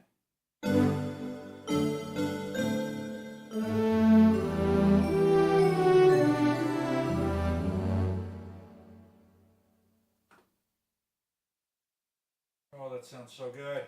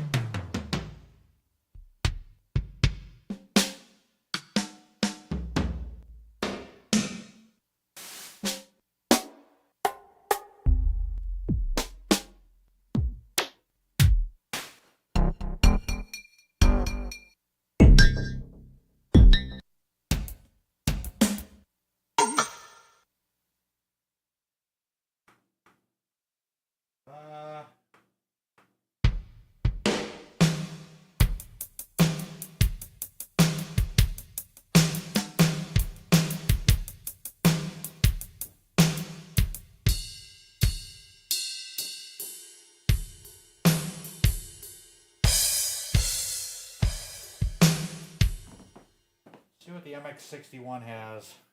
I know that's got a lot of different things. I mean, those sound okay, but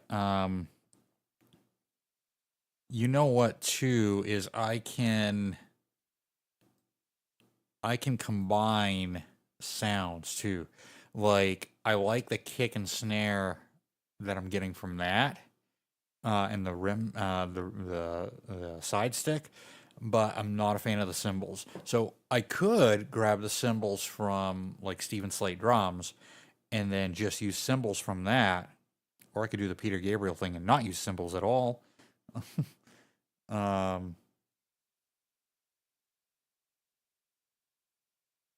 Yeah, I think I'll do that. So if I grab, we do another instrument track.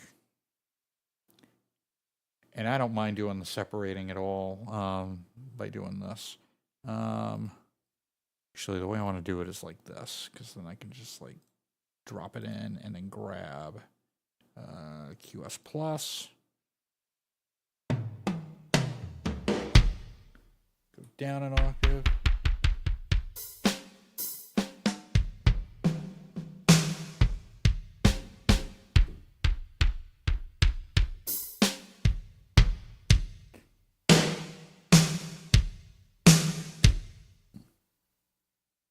I'm going to drop that reverb. Actually, I'm going to bypass that reverb altogether. Because that way when I print the quadrisynth, it's not going to print the reverb. So if I go to edit,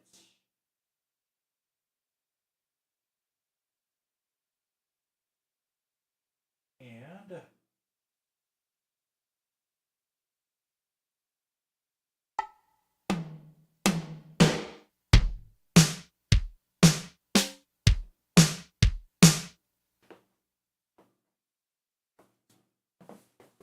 that's a little better.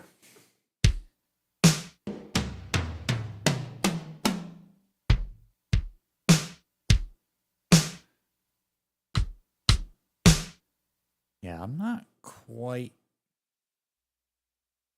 feeling that. Although I'm going to keep that instrument track there because I might grab a different sound there.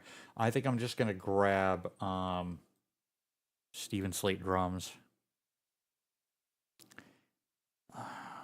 And if there's one thing that I wish these guys did, it would be to make that GUI scalable.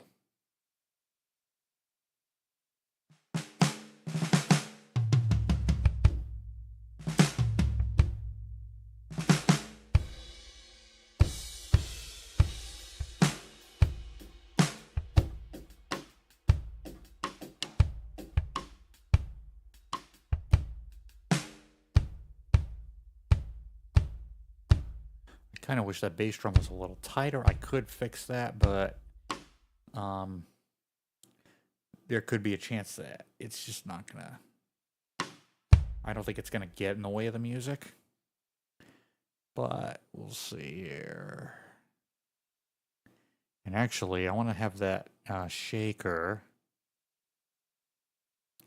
Now, if I want to copy this and move it back, I simply have to just select and hold Alt and click and done.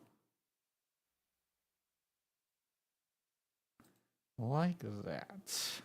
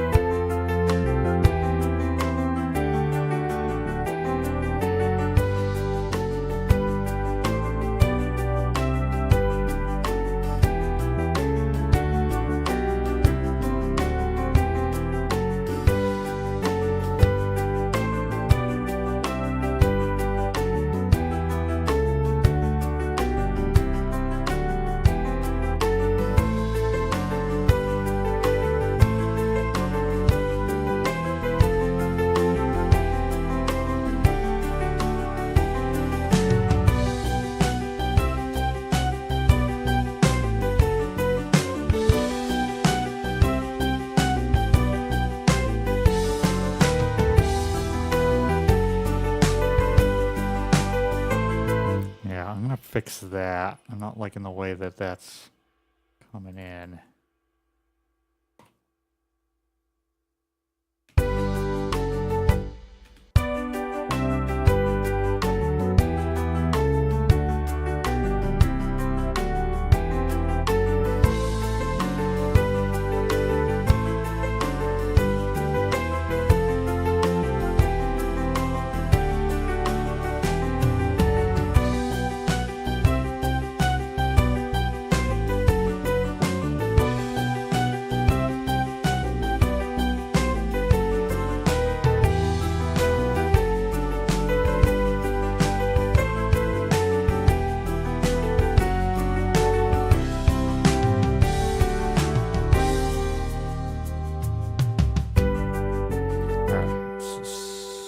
Like that.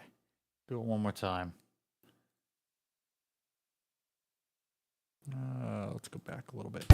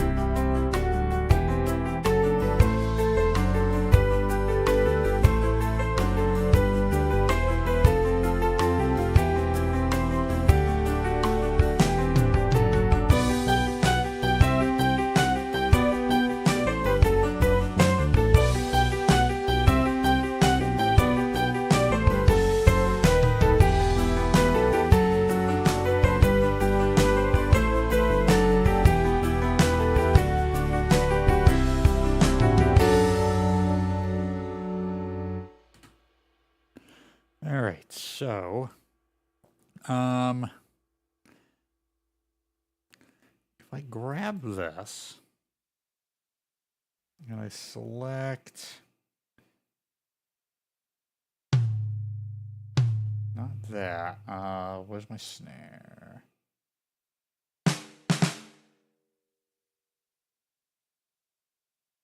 Should be a way that I...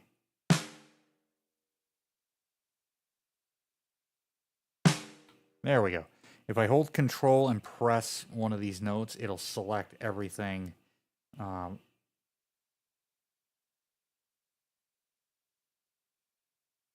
It'll select that entire note. Now...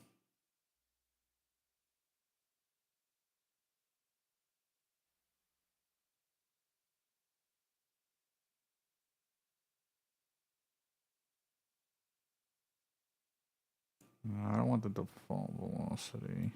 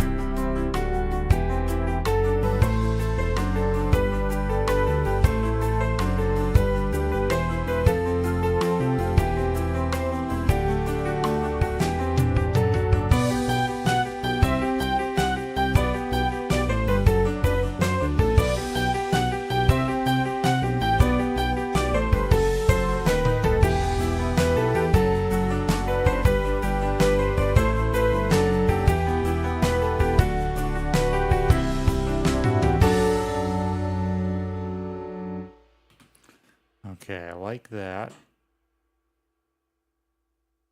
Oh, now my radiator's going off. Lovely. Need to be quiet. All right.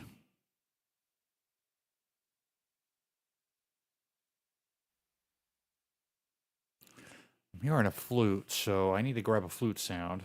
Probably the quadrisynth. Second one up.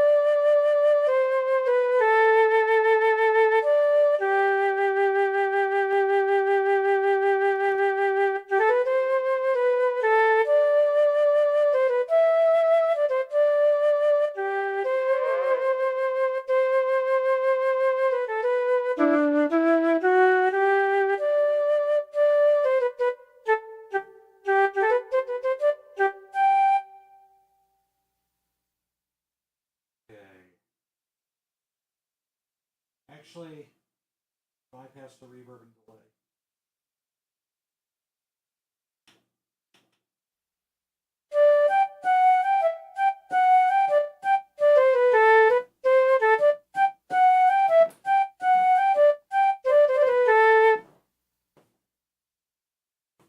Actually, we're going to bypass the reverb and delay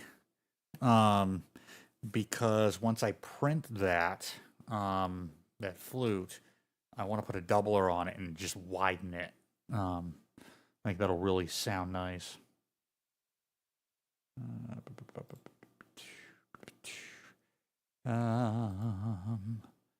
Okay, so that's going to be here. Oh, wait, that's the QS Plus. If I grab that and go to the QS.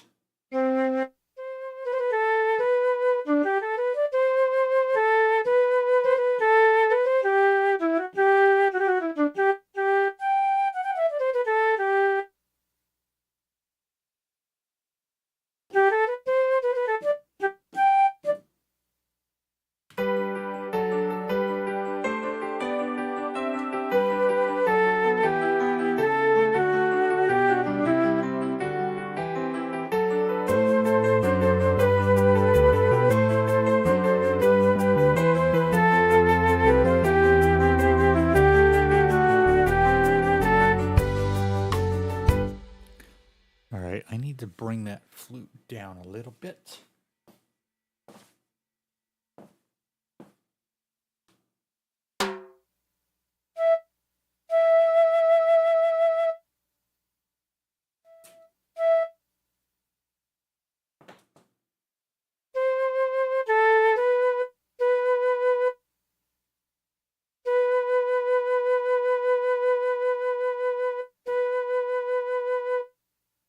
Go. Okay. Now let's try it.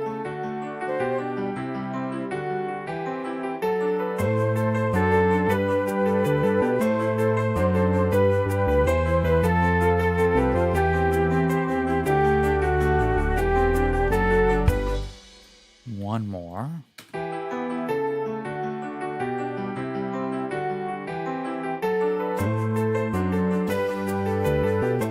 Whoa. That's weird. So sometimes when I undo something, it will kind of automatically select one of the tracks. Personas, if you're watching, which I guess you're not, that's a little bit of a bug.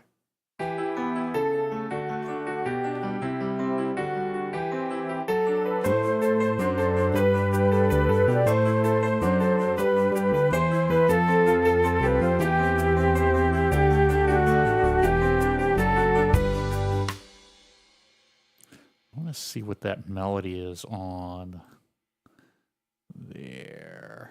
I'm just curious. All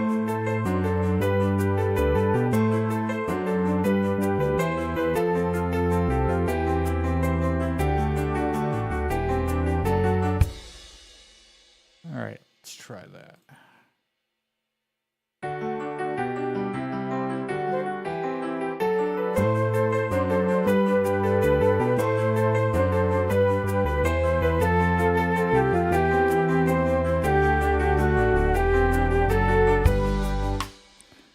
Okay, close. I can just fix that.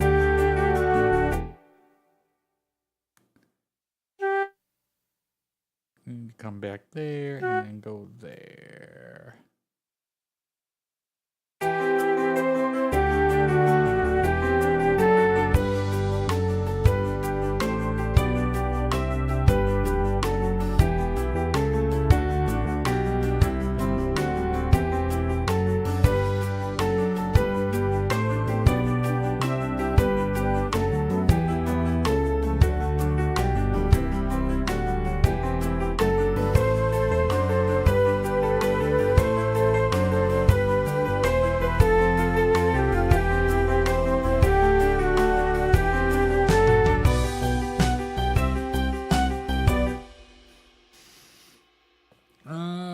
All right, I need a almost like a pan flute. similar to a pan flute. Let's see what the Karma has. I go to... Whoa, hello. Go away.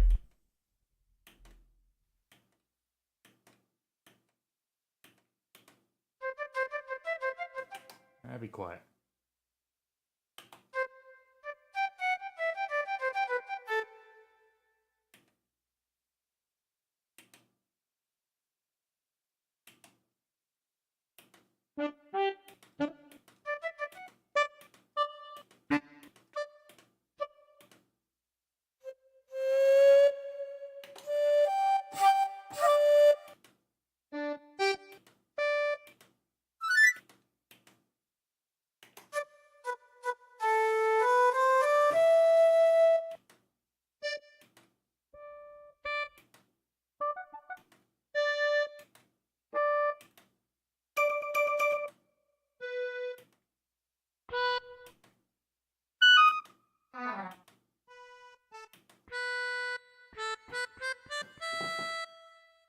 Okay, now I'm in the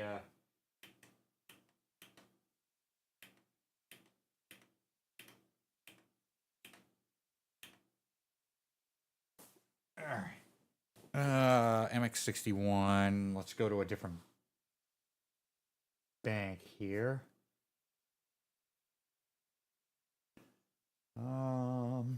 Actually, you know what? I'll pull out the I think I'll find what I'm looking for in the M1 Korg. So if I go to Korg, grab the M1. There we are.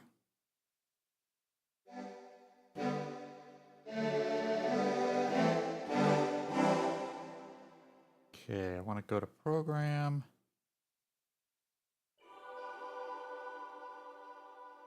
Go to my browser.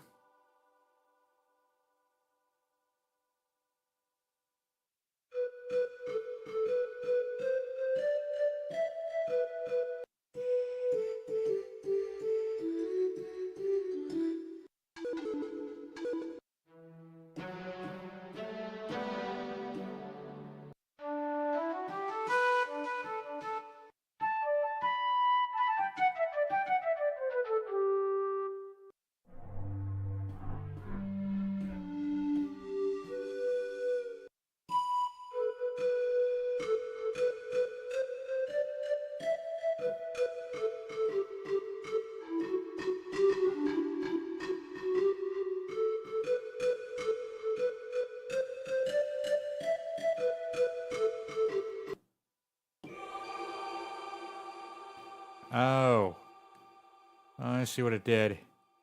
Brought me back.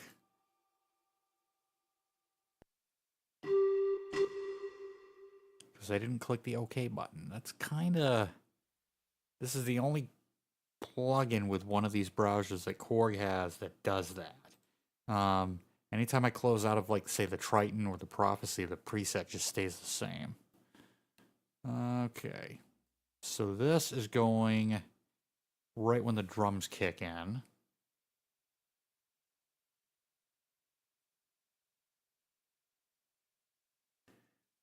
Oh, thanks, APK. Appreciate it. I'll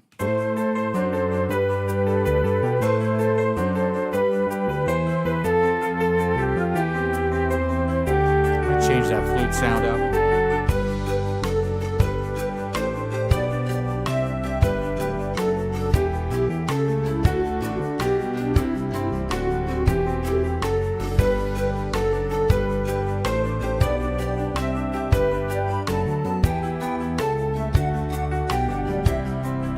So something like that.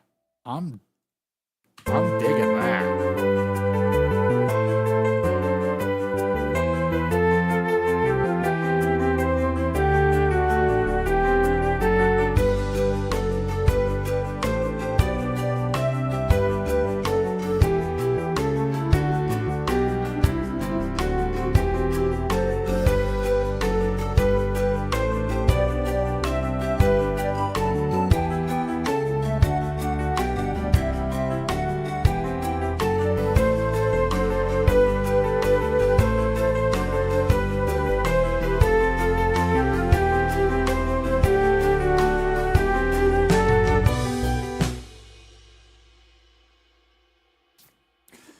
So let me try it one more time.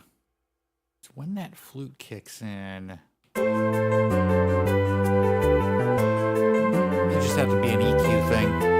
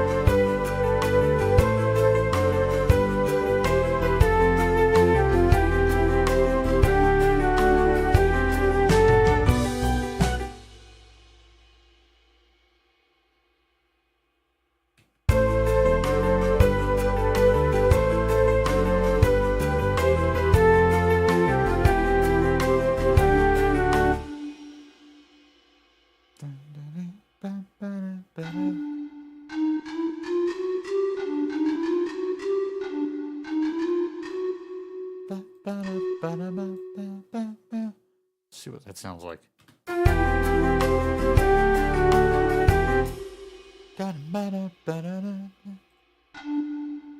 See what that is.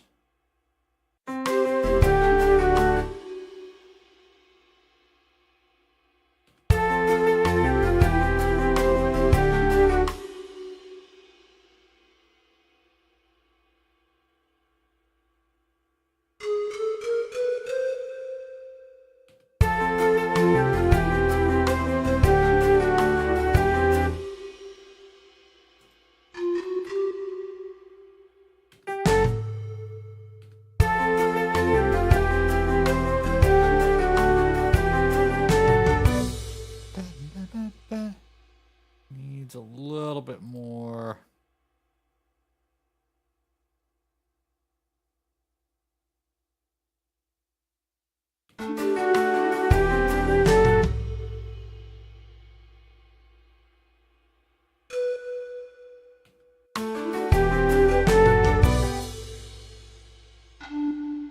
See what that is. I think I like that.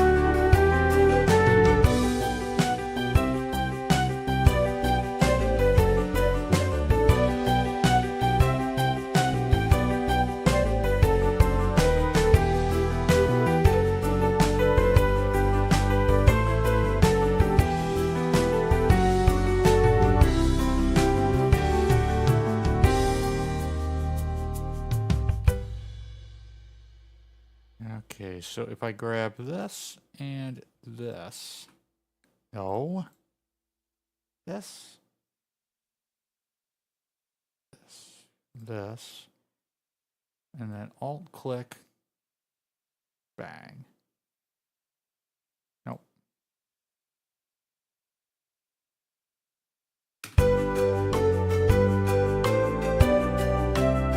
I really like that pan flute.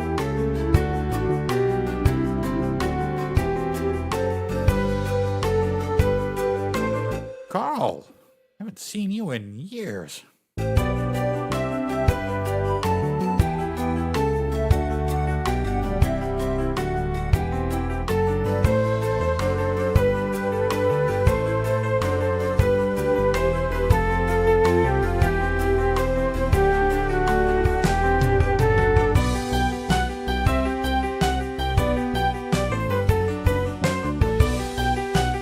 Melody's gonna get doubled up with something else.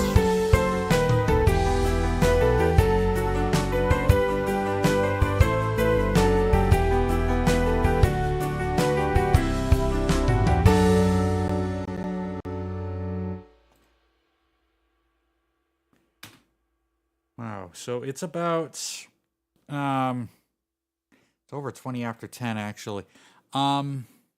So I think what I'm gonna do is I'm gonna call this a stream for tonight. And I think what I'm gonna do with this piece, with this tune, is just work on it live. If I do anything off camera, I'll be sure to like update you guys on what's going on with it. If I did anything with it. I think right now I've got a good base on it, and I'm really liking it. So I'm gonna go ahead and we'll play through it, what I have right now, um, and then we'll call it a stream. So here we go.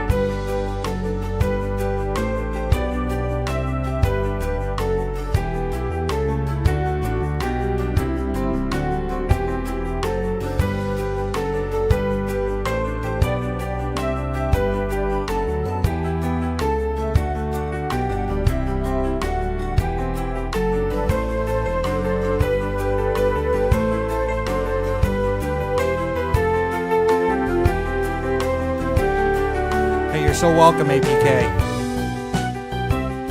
This is fun doing it like live, so you guys get to see how I work.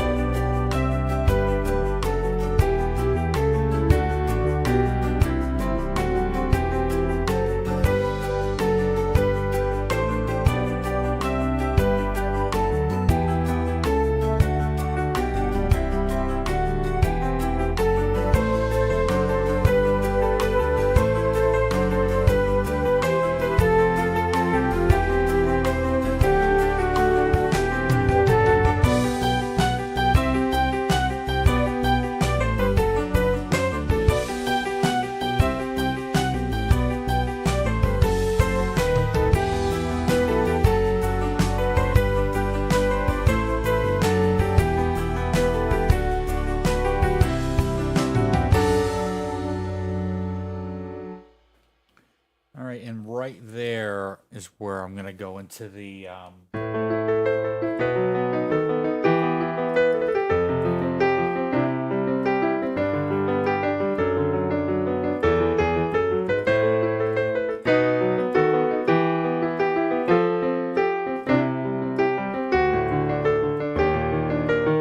something like that.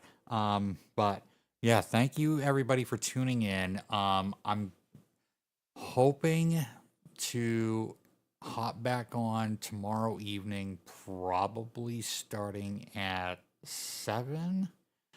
But don't quote me on that. Don't hold me to that. But I definitely want to work on this some more and see where it goes.